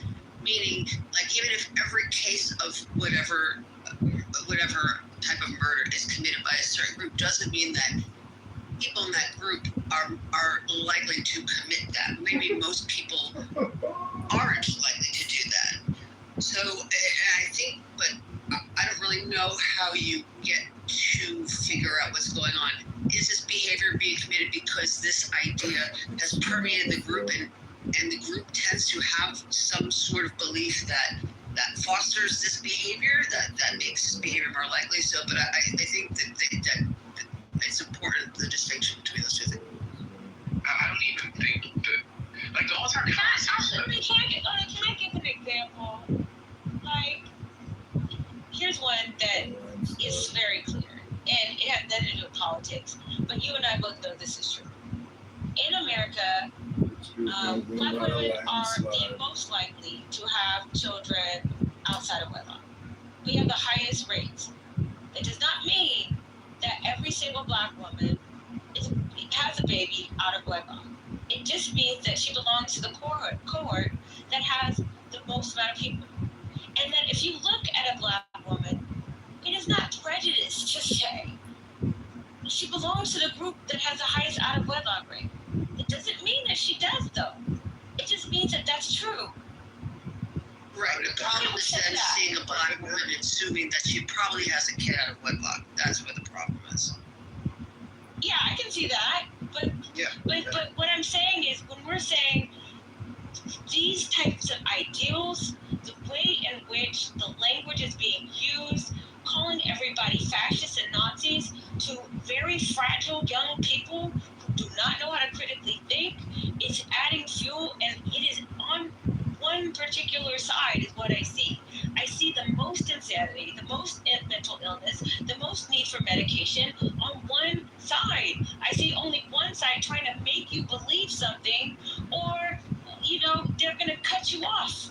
I don't see that on the other side. I completely agree. I agree with the direction, because I agree with the direction of where you're going, because and this is why, like, when some people who I respect, like, on the left, and we have conversation, I'm speaking to these guys, and he's literally a fascist. This is literally Hitler. This authoritarian dictator is taking over our country. And I'm like, to be honest with you, if I truly believed that an authoritarian fascist dictator took over the United States, I would have no problem with political violence. Because if a fascist took over the United States, I'd have no problem with people walking down the streets and killing people in Capitol to make sure he's overthrown. Because that's not what America is. So if you use this type of high language because he's doing things you don't like, then people who believe it are going to think it's justified to commit violence, because you're calling him things that the only way to take him out of power would be to commit violence.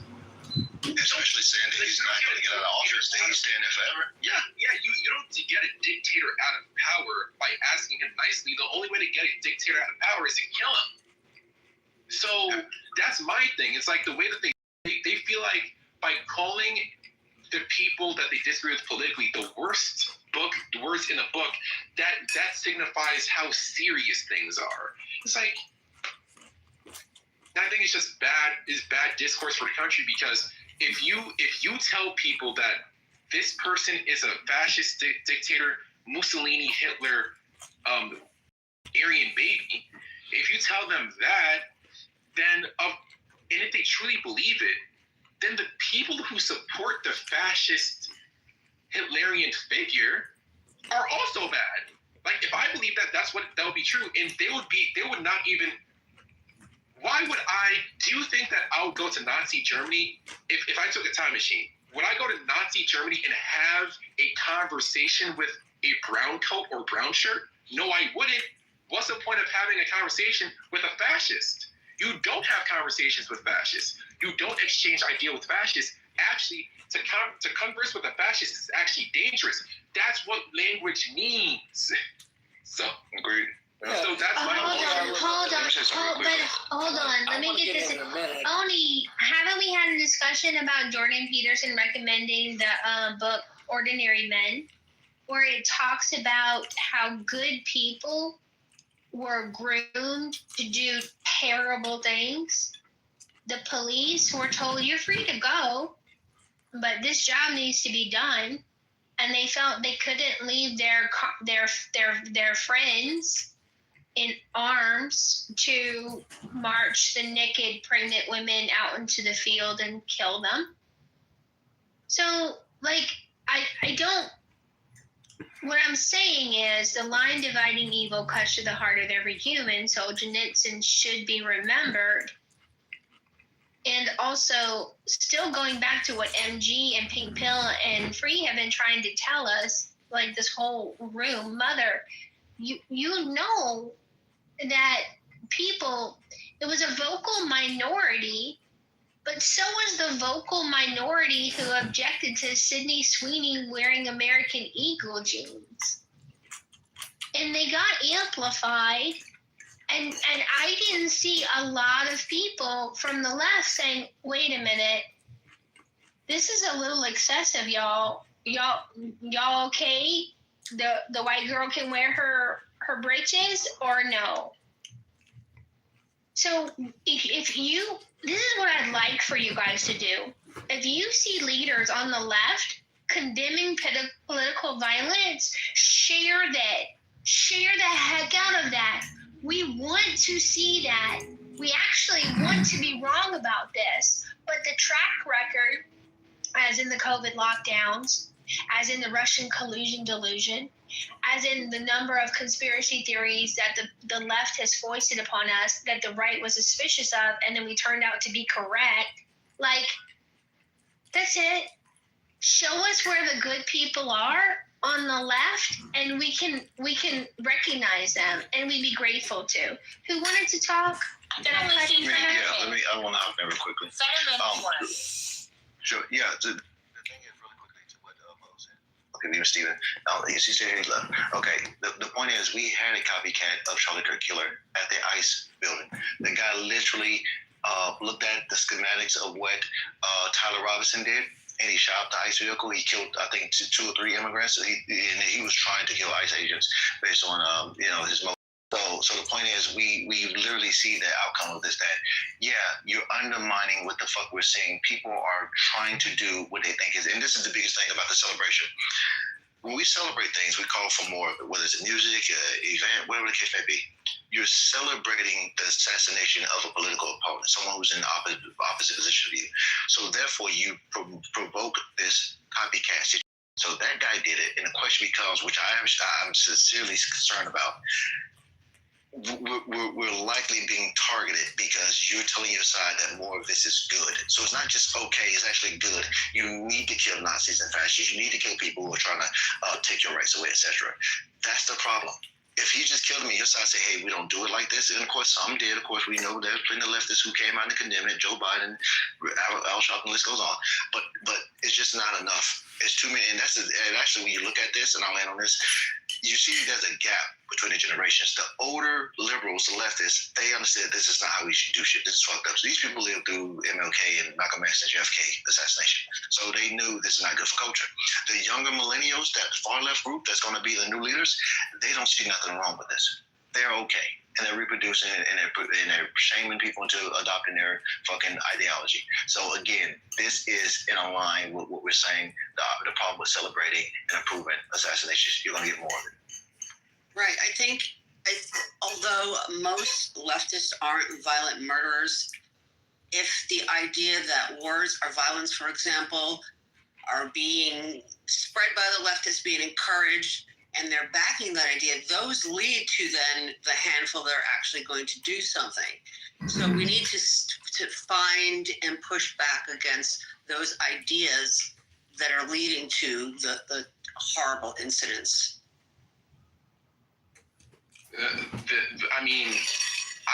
Hey, this is candidate John. I'd like to be put in the queue. Oh, you can go ahead now. Yeah, I'd like to request 60 seconds to read a poem. Please don't. We're having a really good discussion. I'm going to put that on pause for just a little bit. I will let you know, candidate. Damn, well, they already told you no, but you know what they say, it's better to ask for forgiveness than permission. I don't know why, Oni, you're encouraging stage people to ignore moderation. I don't know if I'm doing that. I was about to say something after. I was about to say something to Tiff. I touched your joke, sorry. So, like, my thing is, I don't think that whatever momentum whatever's going to happen is going to happen. I'm kind of like an accelerationist. It's going to get a lot worse before it gets better. I'm kind of an acceleration when it comes to that. So I'm kind of done But with here's that. the thing. So you want it to like hurry up and get over with, right? It's not that I want. Want is a very particular word. It's not that I want $1 million and for world's hunger to be over. You know what I mean? It's not about what I want. People want a race war. They want to fight. There's a lot of That's not true. What are you doing? There's a lot of people. Go ahead. I'll reply. Go ahead. I think that there's a lot of people who don't want it, but there's a lot of people who do want it. And I think a lot of people want it. And a lot of people, history repeats itself. That's just what I think. I think a lot of people like political violence. I think You're repeating a lot of yourself people like now, violence against people that they believe that is deserved. And a lot of people feel like on the right deserve violence, even if they're not going to be the ones who do it. A race war and political Okay, violence hold on. So Oni joined the room saying the Democrat Party can be reformed. We can bring them back. I like not Ezra Levine. Ezra Levine? Ezra Klein. Fine. Ezra Levine is my kind of Ezra. All right. And then now he's like, I'm an accelerationist. Burn it down, and so we can rebuild in the rubble. Which one is it? Well, that's actually more anarchist than anything else, but go ahead. I don't. Not too much on anarchy, Joe. I think you want me to fit into left-right paradigm, and I'm asking you to be logically consistent. No, but me having. You're talking about renovation or demolition. That's what I wanted to know. I'm saying that I see some hope that there can be renovation, but that requires a lot of accountability that still the majority of the Democratic establishment doesn't want to grapple with right now. And I was just sharing that for the first time, I've seen a modern day person on the left that is saying exactly what I'm thinking, not a little bit of what I'm thinking, exactly what I'm thinking. And if that ideology could be focused on, I prefer them over Trump in my opinion. But the likelihood of people on the left reforming their party is low unless they keep losing elections. Even if they do keep losing elections, it doesn't mean that they have to change because we live in a two-party system. What I'm saying is the political momentum that is at play after Charlie Kirk is shot in the neck in front of his wife and children for his political opinions, that's not going away. That energy doesn't go. I believe in the horseshoe effect. That energy doesn't go away. There's going to be retaliation, then another retaliation to that, then another one. All right. So I'm saying that things look like they're going to get worse before they get better. Political violence is the way of the world. No one's condoning it. Miss, I'd like to hear your comments. Oh, okay. Serendipity, check the telegram. First question is to the title of the room. What's the anti-USA propaganda? So are you saying that the children or that did have hand tie, that have zip ties on didn't happen? I'm just trying to understand the context. I'm saying that the media portrayed the story to be one way, very clearly, and that when you went digging and looking for evidence of that, you couldn't find it. And then people that live there actually went and did tours of that building, which what had been foreclosed on was currently owned by the bank and supposed to be 100% unoccupied because they were going to renovate it before they resold it.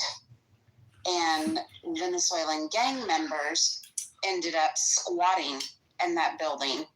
And that is what that effort was targeted at, was the squatters of said building where children were taken and detained because of illegal parent. But on top of their illegal immigration status. There was drug paraphernalia and all kinds of other things confiscated during that raid. And yes, I was horrified at the thought of children being drugged from their beds in some random apartment complex that was targeted because they believed that Venezuelan drug lords were highly part of that. But that wasn't the situation at all. And there are no videos of children in hand ties. And all of the videos that have surfaced of all of the footage of the people with their cell phones, they don't have any videos of children in hand ties. So did it happen? I don't know.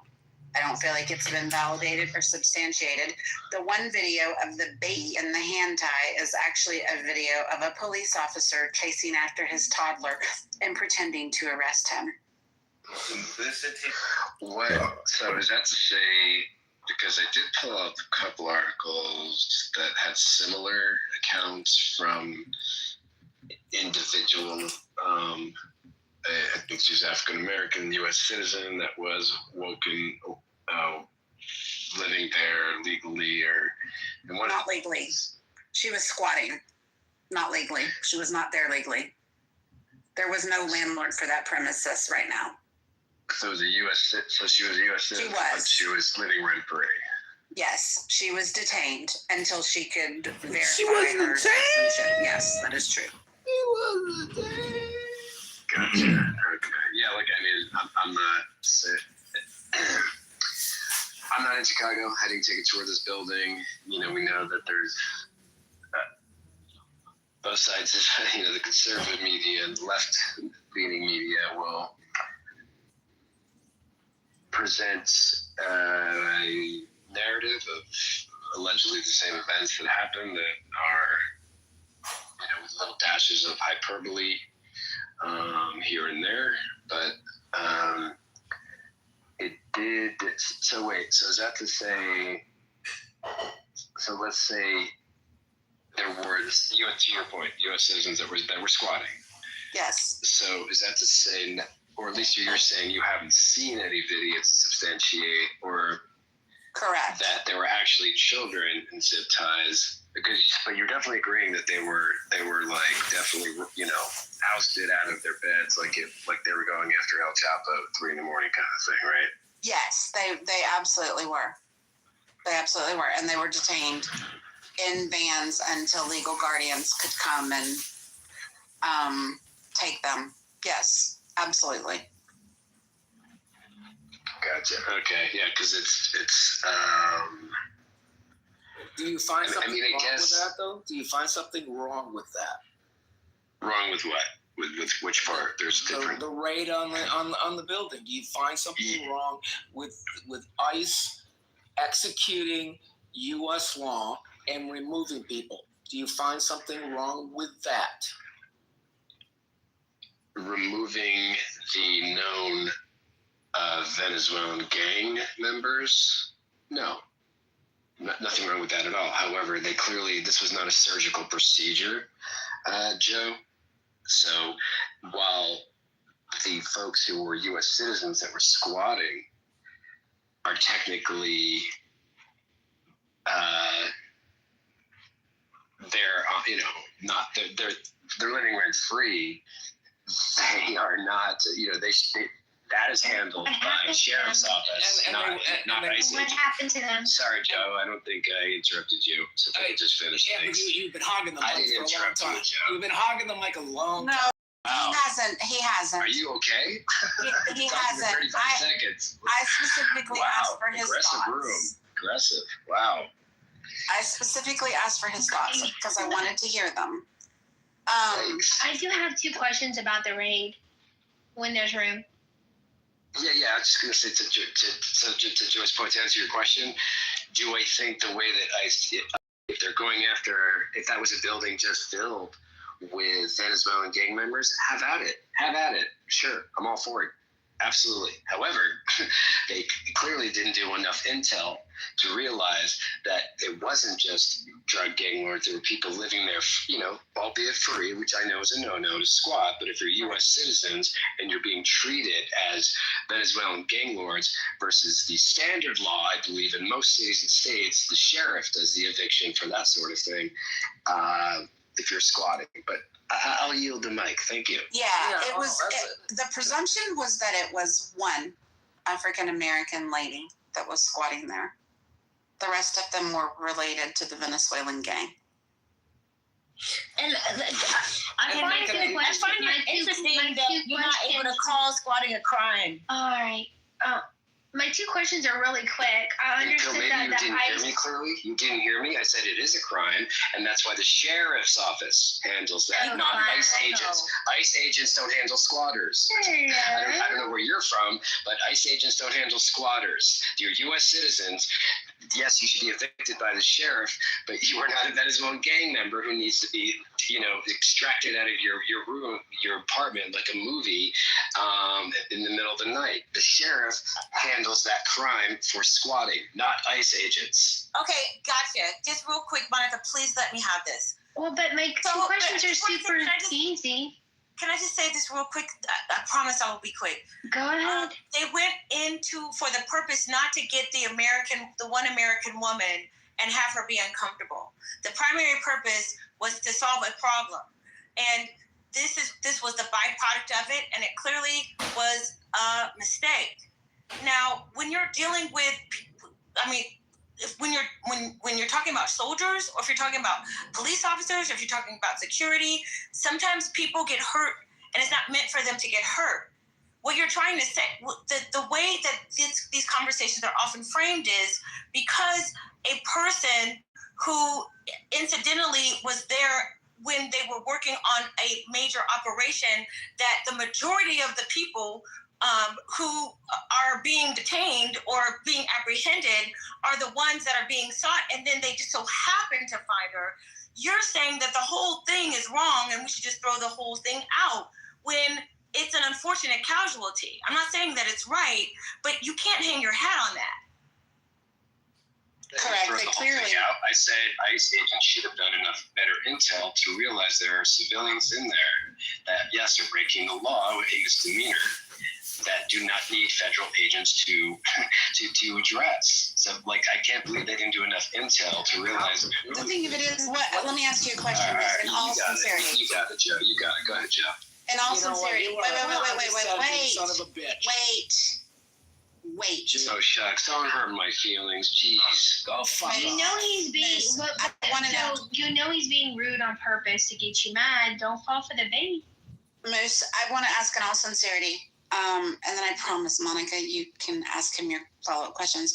In all sincerity, Moose, if they're squatting and there is no lessee, there's rental agreements to review to indicate who is housed in that building, and they have good intel that this Venezuelan gang has gone in and set up shop in this building, how are they supposed to vet who is in that building without potentially tipping off the rest of the Venezuelan gang members that they're looking into that building? To vet that, Moose. It's not like they could go to a property manager and say, give us a list of your tenants. I don't know what else you could have expected them to do to identify exactly who was in the building without tipping the entire building off that they're looking at them. It's a fair question. That's a fair question. I mean, there is it's at the bottom. I guess at the end of the day, just say you have a point, and you don't have to extemporize longer, knowing that I've been waiting for 4 speakers to go before me to ask my simple two little questions. So I understood that the ICE raid. Thank you. Appreciate you. I understood that the ICE raid happened at 1 a.m. Is that correct? Yes. Because the people who were talking about it were very offended that there were 3 or 4 children out on the street unclothed, completely naked. Is that true?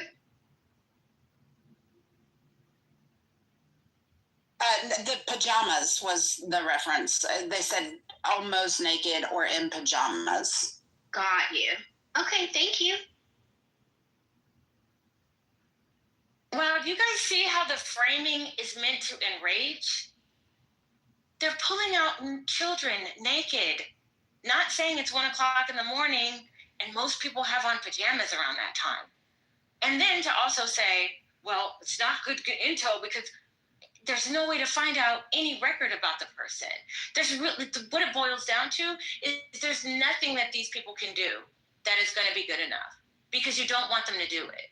Like, just say you don't want to do it. Just say you don't give a fuck about poor Black people being terrorized in their own communities, criminals who are both in this country and not, and also who are in this country illegally. Just say it. Just say you don't give a fuck. Just say you don't care. Just say that you're perfectly fine living on the West Side. Maybe you have a remote to your gate, and you go in there, and it makes you feel really good to make it seem like you care about these people when you really don't give a fuck. Because if you knew what went on into these neighborhoods, you wouldn't have the opinion that you have. The only reason you have the luxury to have this opinion is because you never have to live there. Brandy, to answer your question, the reason they couldn't get a list was because they were all squatting. They weren't there legally. They were all squatting in that building. Nobody was supposed to be in that building. If I could offer up something in terms of the squatting, there was somebody who reported that people had changed the locks and were squatting. I haven't seen anything definitive. It'd be great to see that if you have that. I think that it was unreasonable in terms of if you have individual specific judicial warrants, that's one thing, but when you don't, it appeared to be excessive force to me. And there are child welfare laws as well. You can't zip tie a minor unless they pose an immediate threat. About that, Excuse me, I was still talking. Yeah, but you got a detail wrong. I'll yield. You can go. No, don't be a diva. About the zip tie, tell us more. I'm good, thank you. Except you're not. Wait, did I get this wrong? Isn't it in the title? Serendipity, can you help me? If I'm wrong, I'll stand a correction, but I understood that Hakima's PTR is way wrong. Way, way wrong. A toddler was running out on the street and his cop dad handcuffed him for a joke. It had nothing to do with the illegal immigrants. So Madison, can you share what you're talking about? Because maybe we are talking about two different things. I'll provide my link if you share with us yours. Sure, I can share a link. There were witnesses. There was a neighbor, AP News, Reuters, local Chicago television said that children were zip-tied during the raid.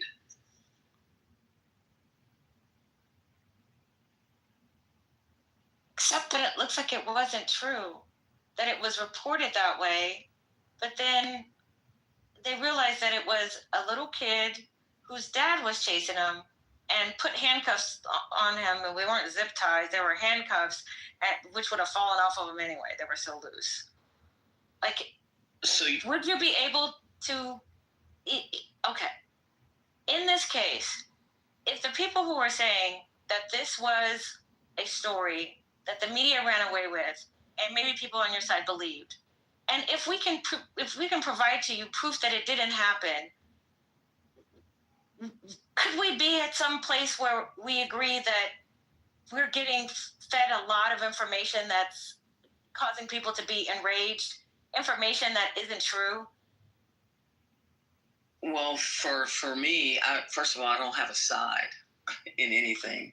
And I went by the sources that I just listed, as well as a local Chicago independent news website and eyewitness testimony. And of course, there are two things that convict: physical evidence and eyewitness testimony. So it depends on who we want to believe.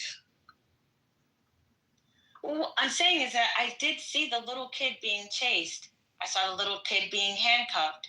He looked about... Link is in the chat. ...to 2. And it was a joke. And so what I'm saying is that in the media can get it wrong. Can we just agree that sometimes the media gets it wrong because it fits into a narrative that they want to run with? Because the story's wrong. Like the child's father came on and said, "That's my kid. I was playing a joke." Madison, that's the kid. That's the same kid, Madison. Click on my link. Look at the video. Look at the whole video. X is a great resource. So are you saying there's just one child? Hold on. One child in question? Hold on. Yes, Hold that on, is the sir. only child that any photo has been provided of, and DHS has actually come out and said that they reject the report that children were zip tied, emphasizing that ICE officers do not restrain minors. Respectfully, Serendipity Dawn is putting in the chat, and I think I saw similar things too, that they were saying it was multiple children, not the infamous one with the father. There were only 4 children. There were 4 children detained in that entire raid, ages 9 to 12. And there were 4 children that were detained because of either they were illegal or their parents were illegal. And they were aged 9 to 12, but DHS is saying that none of them were zip tied. I can go with that if that's what's been uncovered. I haven't had a chance to watch the video yet. Can you do it right now, Madison? It's not very long. Information. If it's true, I wouldn't fight against it. I wouldn't argue you're missing something here. And the number of people that make up terrible stories when sometimes the truth needs no embellishment. Sometimes the truth is ugly and terrible enough. Just share the truth. When I put in zip-tied kids in X and Moose, you can be stupid about X and not find it valuable, or you can realize it's a diamond mine with coal and you have to work a bit to get the value out of it. Like, I missed my point because I was fussing Moose. Doggone it. No, but we get your point though, Monica. It's what you're basically saying is the truth doesn't need to. I remember. Be embellished. Yeah. I searched for zip-tied kids on X, and the latest story was one from May where an 18-year-old teenager was zip-tied with his family, and the younger children weren't. And I put that in chat too. And see, the greater problem is not the woman, and she sounds nice. I don't have anything. I don't have any animosity towards you. The evil is the fact that she's gotten this information and it's not correct. And it's causing us to go at each other, hate each other, because it's a half truth is a lie, you guys. Yes. I watched the video. Okay. Sorry if I interrupted. But that I've never seen. I wasn't going off of that particular child at all. So the link you shared was that child. No, I didn't. I haven't shared any links. So I'm sorry. It's okay. But what I was going by, and which I said before, was multiple eyewitness statements from residents and neighbors that zip tying was used, including on children, and the consistency of multiple independent news outlets. And I think these are persuasive. They're not conclusive. I'm not saying that they're conclusive. Maybe we'll find out later on. Maybe we'll find out later on from body cam footage, chain of custody records, their logs, different things like that. But right now, the preponderance of evidence is saying that children were zip tied. Now, if there's something that goes against that, and I'm not including the video, I hadn't even seen that kid who was playing. Somebody has something else, let me know. It was Nasami. Nasami shared an Instagram video of the kid that we're specifically referencing. And preponderance, Madison, preponderance is not fair. It's not a preponderance of evidence. It's a couple of people reporting. And that's not that it's not evidence, but it's not a preponderance. And we should ask for more evidence than just anecdotal stories. Well, again, that's what actually convicts people to many years in prison is one person even saying that somebody did something. And so what I said was there are multiple witness statements, and you have so many multiple independent news outlets that are reporting that, they run the risk of also, and we all know that it's not always true. I'm not saying that it is. I'm just saying it leans in that direction. But here's where my suspicion comes in. Everybody always has a cell phone. I just find it hard to believe that if children between the ages of 9 and 12 were put in zip ties, nobody on a street that's heavily dense would have gotten a photo? Right. There were lots of other photos and footage of that raid. It showed adults in zip ties. Even the body cam of the ICE officers, apparently Kristi Noem has really, to some extent, and there were lots of personal videos and pictures floating around, none that included children. Everybody has searched high and low to try and find one. That would be the photo everyone is looking for. And when the last speaker said multiple independent news sources reported on this, you have to say that with the understanding that one person said it, one news source picked it up, and then all the other news sources cited that other source. So it's a bit of a game of telephone with that. It's not like they all have reporters on the ground who were party to this event. Yeah, I'm aware of the very good CBS News. And I used to write for Reuters News Service. And I'm going to tell you guys, there was so much pressure to be the first or one of the first to break a story. They don't even, they half-bake things, because the worst thing in the world for them is to miss a story. They would rather risk getting it wrong than not reporting on it, if it's something that they know that their demo will want to see, or if it fits into a narrative. Free safe here. I think Derisa was talking to me when you were talking about how news works. I did news for CBS for over 20 years. I know exactly how it works. What I was referring to when I said independent websites, I was talking about nonprofits like bookclubchicago.org. If you want to look up that site, you can. Southside Weekly Chicago.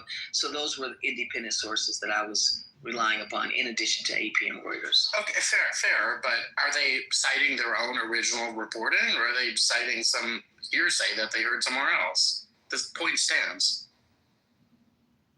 What I read was not just duplicitous in terms of just sharing what was already shared, and I read it like right when it happened a couple of days ago, and so that's what I was going off of. But so you guys are positing that there were no zip ties. Do you think that the children were detained or no? Yes. Okay, and so if they were detained, they were just running around willy-nilly in a U-Haul. How did they actually detain them?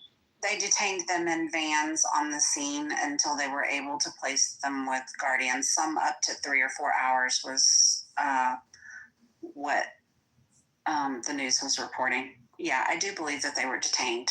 I do believe that it was probably very traumatic for them. Honestly, the thought of them being ripped from their beds and zip-tied and drug out was horrifying to me. It was absolutely horrifying to me.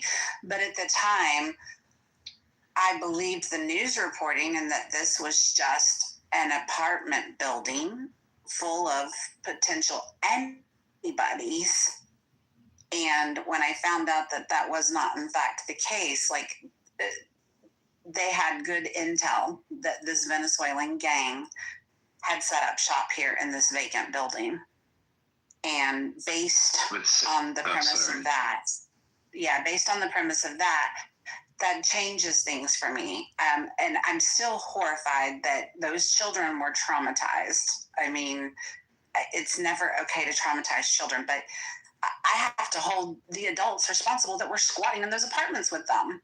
Like, you're setting yourself up. You're setting your children up for that kind of dangerous potential when you're squatting and you're violating the law and you're not housing them appropriately.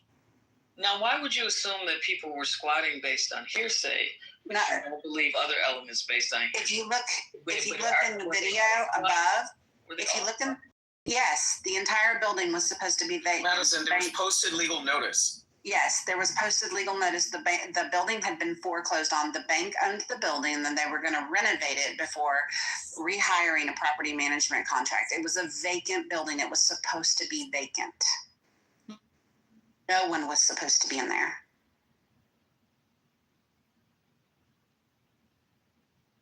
To Madison's point, though, so let's say it's not zip ties. You're taking anyone into custody, right? Children, for their own safety, like they have to somehow. Like I don't think they gave a bunch of seatbelts in the police van or the ICE van they drove off in. They had to be detained, be at a bar with a handcuff or a zip tie or something to secure them. I don't see how else you take children into custody. I don't think the ICE agent just said, "All right, kids, everybody has to sit down now. This is quiet time." No, ICE is not allowed to transport. While their family are being traumatized. ICE is not allowed to transport them. They actually had to stay in the van on the site. DHS is the only one that can actually transport the children. And to my knowledge, DHS was not called to pick them up because they were basically just trying to place each of the children with a legal guardian. That makes more sense. Sarah, I have something to clarify. Was that you that was just saying the family was getting traumatized? No, those grown-ass adults traumatize their own children by coming to America and being drug dealers. I'm sorry. The children, my heart goes to because I don't think they were taken in the route that they should have been. But to get them away from those little fuckers, I don't know what you do. I don't think they had enough staff to take them away appropriately. But as far as the family being traumatized, no, their parents deserve to be in prison if they have to get shipped out of the U.S. and sit in prison for the rest of their lives. I'm sorry. Yeah, no, Beth, I think respectfully, you misunderstood. I didn't say the drug dealing family, the actual drug dealers, the actual cartel members. I said the citizens that were caught up in it, that were squatting, that were allegedly squatting, that were not at all had zero connection to the Venezuelan cartel, specifically those families and their trauma. But go ahead, Joyce. I mean, it's cut you off. Not at all. All right. So I have something to clarify about the article in Book Club Chicago. I am familiar with Book Club. I stay on top of news in Chicago as a city that I'm interested in, and a place I lived for many years. Anyway, the only original reporting I see in the article is where it says residents told Book Club that their doors were kicked in. There's nothing about children being zip-tied. The only reference to children being zip-tied is a direct quote from a press conference that J.B. Pritzker, the governor of Illinois, gave, where he said there's widespread reports of children being zip-tied. So they don't have anyone that they reported on saying children were zip-tied. In fact, they didn't even quote anyone. They just said residents told Book Club their doors were kicked in. So that's kind of weasel reporting, in my opinion, where they can't even quote someone directly. In any case, the only mention of zip ties are, again, J.B. Pritzker saying it, or them citing a New York Times article.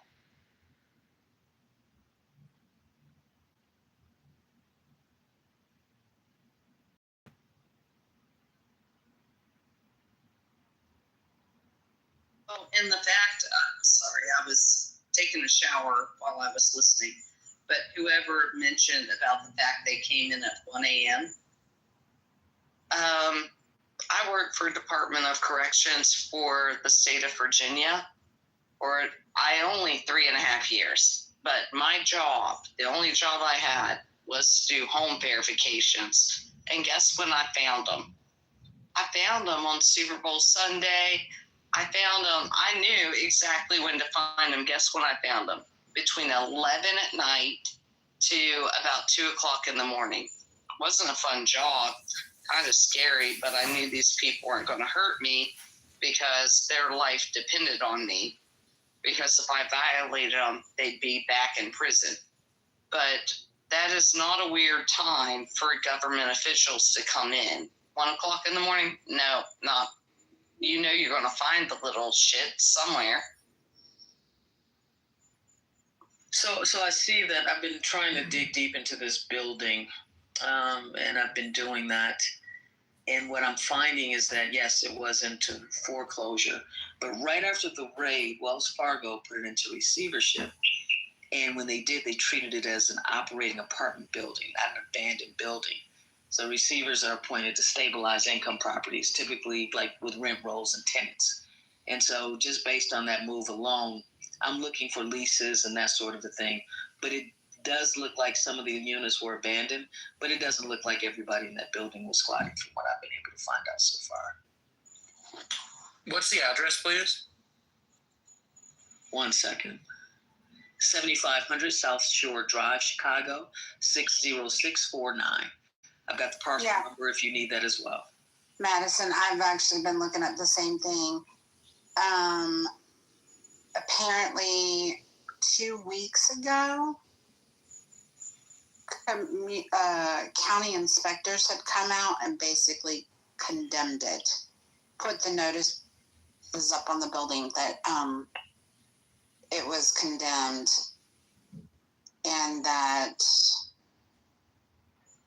all right, the building housed dozens of residents, largely including undocumented individuals who were occupying vacant units, often referred to as squatters. I'm looking to see if there was actually anybody like on a lease. I know a small board in Detroit that runs like 14 buildings like that are basically condemned, and nobody's doing anything about it, and they still collect rent every month. Chicago building inspectors visited the property 2 weeks prior to the raid on September 16th. They documented unsafe conditions such as broken windows, water damage, mold, broken doors, illegal electrical setups.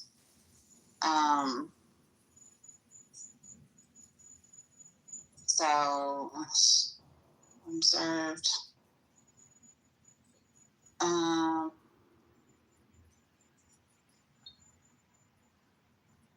The building's history includes prior city lawsuits over slum-like conditions, leading to vacate orders in nearby buildings.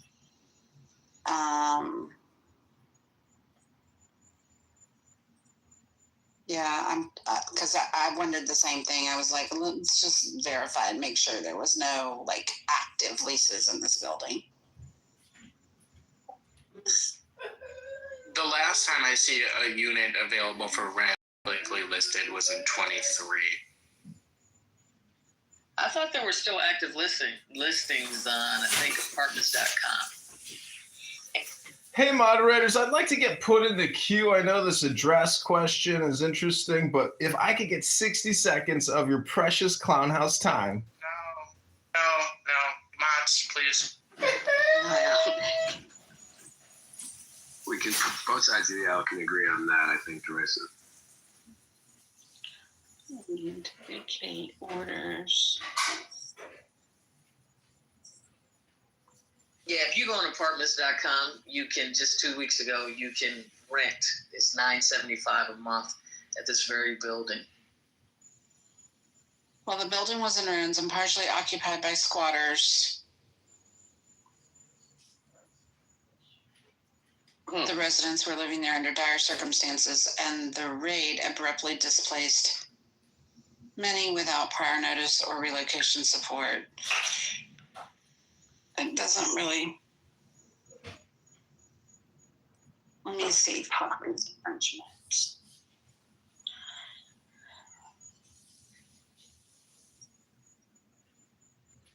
Reports.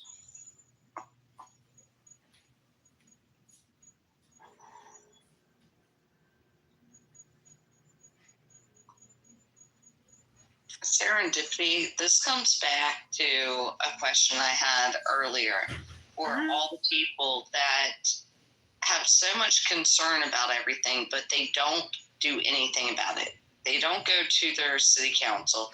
They don't go anywhere. They just come onto social media and bitch about it, but they don't do anything to help anything. I mean, my daughter was an asshole in high school and in middle school. Guess what I did? I went to school board meetings. Hey, we need to get tighter rules.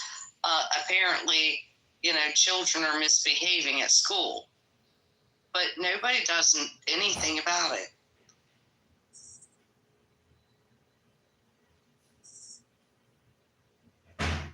I think the ultimate lesson. I would just want to call attention to that classic title you have there. That's it.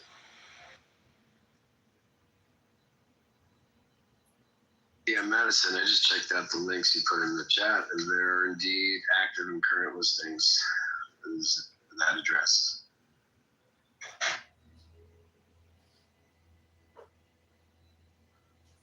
Listings can be up and not actually be real or active. Abandoning them amid restructuring. I mean, I think this is a great lesson if everybody's so concerned for, excuse my maybe slight attitude. Everybody's concerned for the kids and stuff. I get that. But when individuals who own private property are prevented from exercising their rightful control over their private property, social order is going to deteriorate. That social deterioration is going to invite the beautiful and wonderful coercive state that's going to come in, and it's going to harm things that could have been completely preventable. We already live with a corrupt judiciary, Bima. Nothing's new under the sun. It's already corrupt. I'm just saying. So if you're one of those people who think that you have some, I have no idea, God, you're weird. It's pretty much insane. You're going to justify it, right, to control other people's private property, or you think government should limit people from how they control their private property. Well, this is an excellent example. People lose control of their private property. Okay, so then what happens? Criminal occupation, and then the state comes in violently and harms some innocent people. Innocent people get harmed in the making. Just let peaceful people who own private property handle their private property. They control it. It's private property or it's not. So we can't even call it private property. It's a contradiction here in the United States, because you don't actually have the right to use and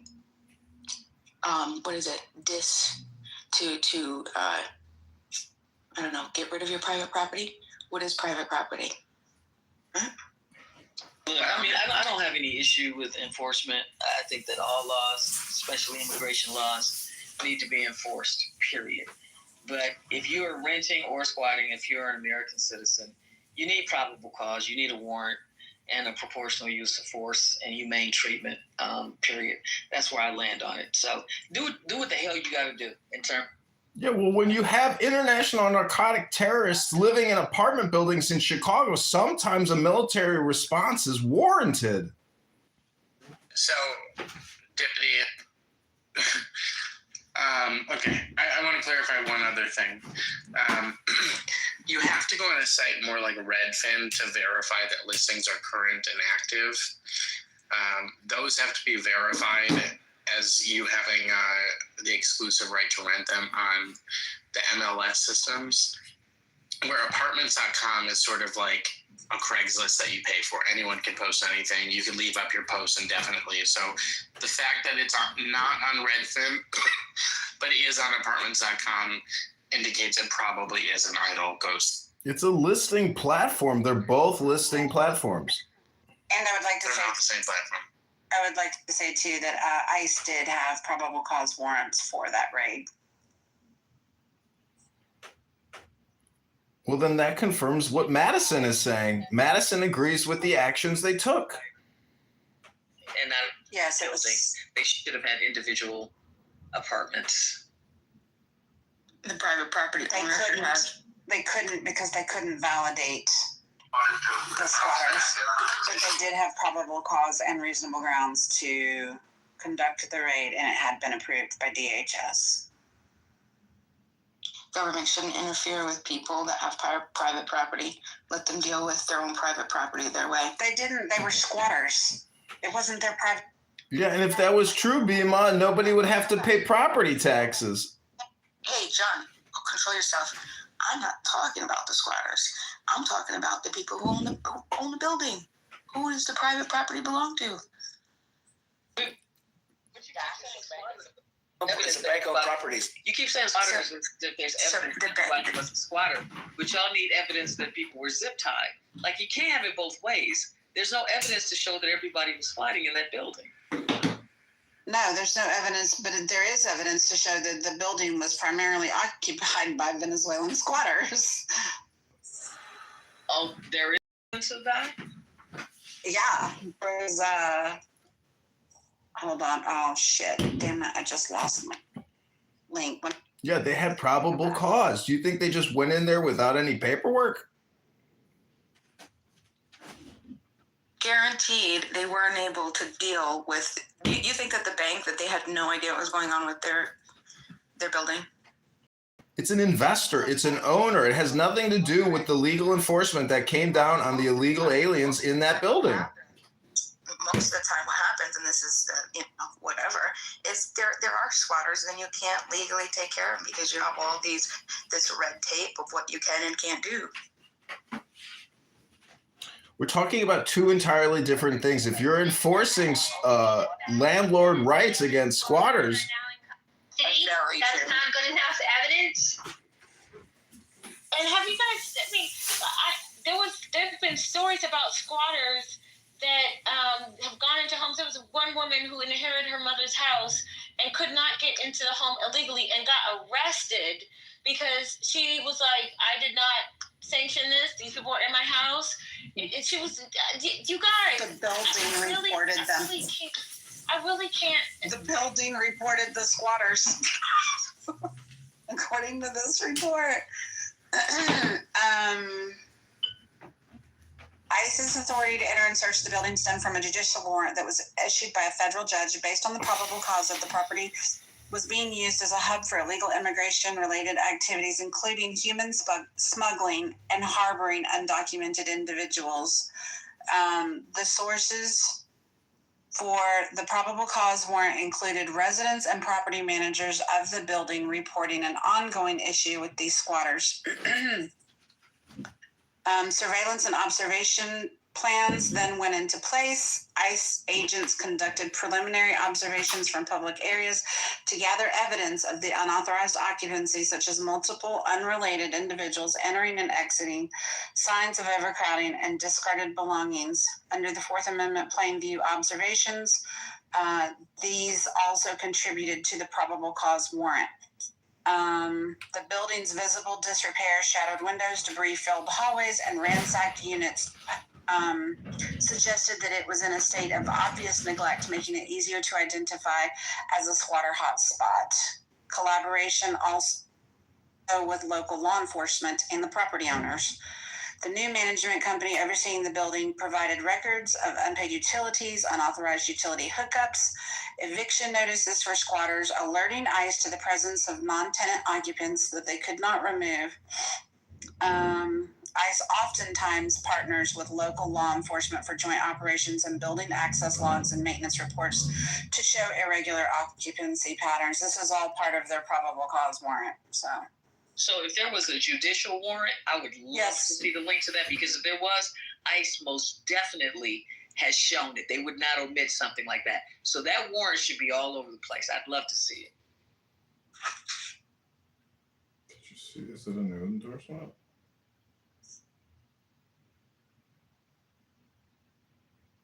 I'll work to substantiate my claims, but there is a point in time when people are asking me to work too hard, and maybe the onus of research and validation could be shared, since I'm not getting paid for my labor. Yeah, I mean, I figured that. All I did was ask because the Fourth Amendment was mentioned, because yes, you do need a judicial search warrant. But that's why, not just an ICE administrative warrant, okay? So all I'm saying is that if they had a judicial search warrant, that should be plastered everywhere. And it should be relatively easy to just post it. That's all I'm saying. Not doing actual work. If you're reading from something and that's what it's saying, I'm just asking to see it, because I would love to see it. I'm asking count. Your arguments are like you haven't won one yet. And it's been civil discourse, and I appreciate it. He's a little but like, we're supper and Serendipity is driving. No, I'm not. I'm sorry. I got it. Who said they were driving? Okay. I'm pulling her information right now. Apparently, Chicago Sun-Times reported that there was a judicial warrant. Reports indicate the operation was supported by judicial warrants, including arrest warrants for specific individuals, 6 high-priority targets with gang ties. Residents and witnesses reported agents referencing warrants for entry and detentions, though some accounts describe a broad sweep. Chicago Sun-Times is from CBS News is one of the ones that reported that there were judicial warrants for this raid. Judicial warrants for federal operations like this are typically sealed and not immediately available for public release due to ongoing investigations. However, related court documents are accessible via the Clerk of Circuit Court of Cook County's online search portal. So, there you go.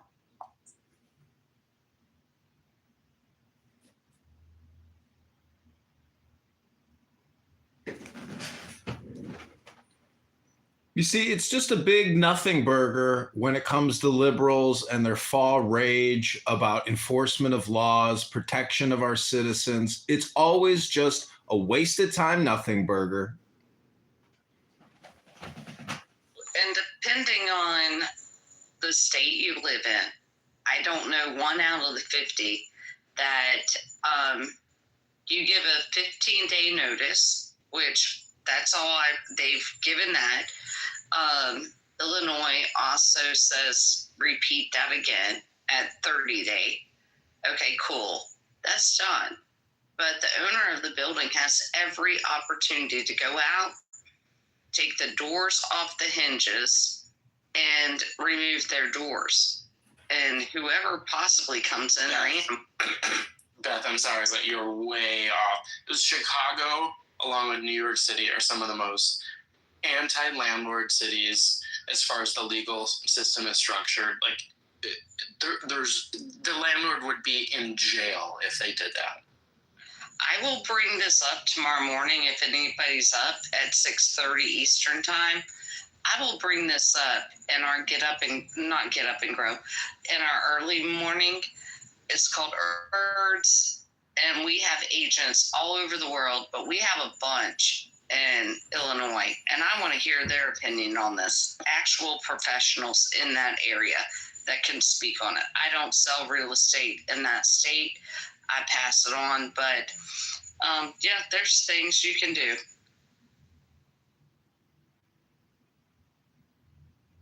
Kitover, how about that poem? Yeah, I'd be happy to read you a 60-second poem. Thanks for asking, Monica. And great room, by the way. Sometimes, you know what I realize is it's really like a me problem. Why, if I come on Clubhouse and I listen to people and they're making me angry, I feel like at that point where I'm just like, it's totally a me problem.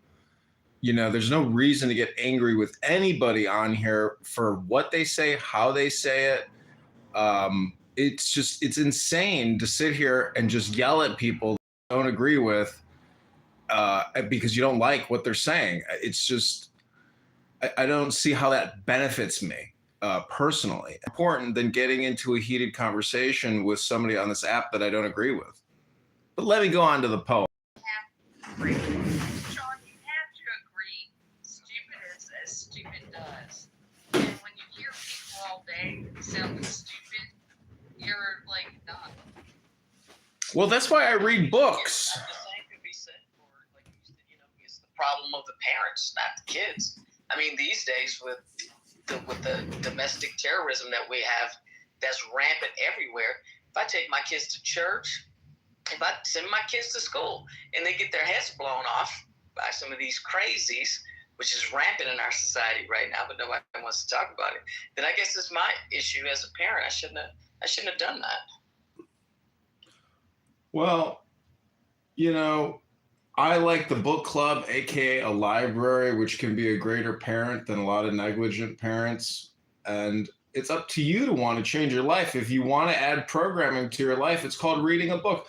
No one's ever learned a thing on Clubhouse, and I have all the psychological observational studies to prove it.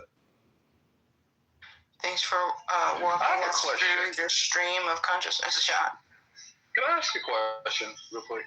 Why is it that, when we talk about the safety of children and stuff like that in school, people love to bring up school shootings, right? Like, oh, we need to look out for the children. We need to pass these laws and stuff like that.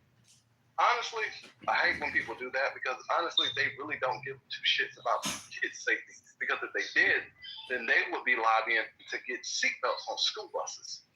All right?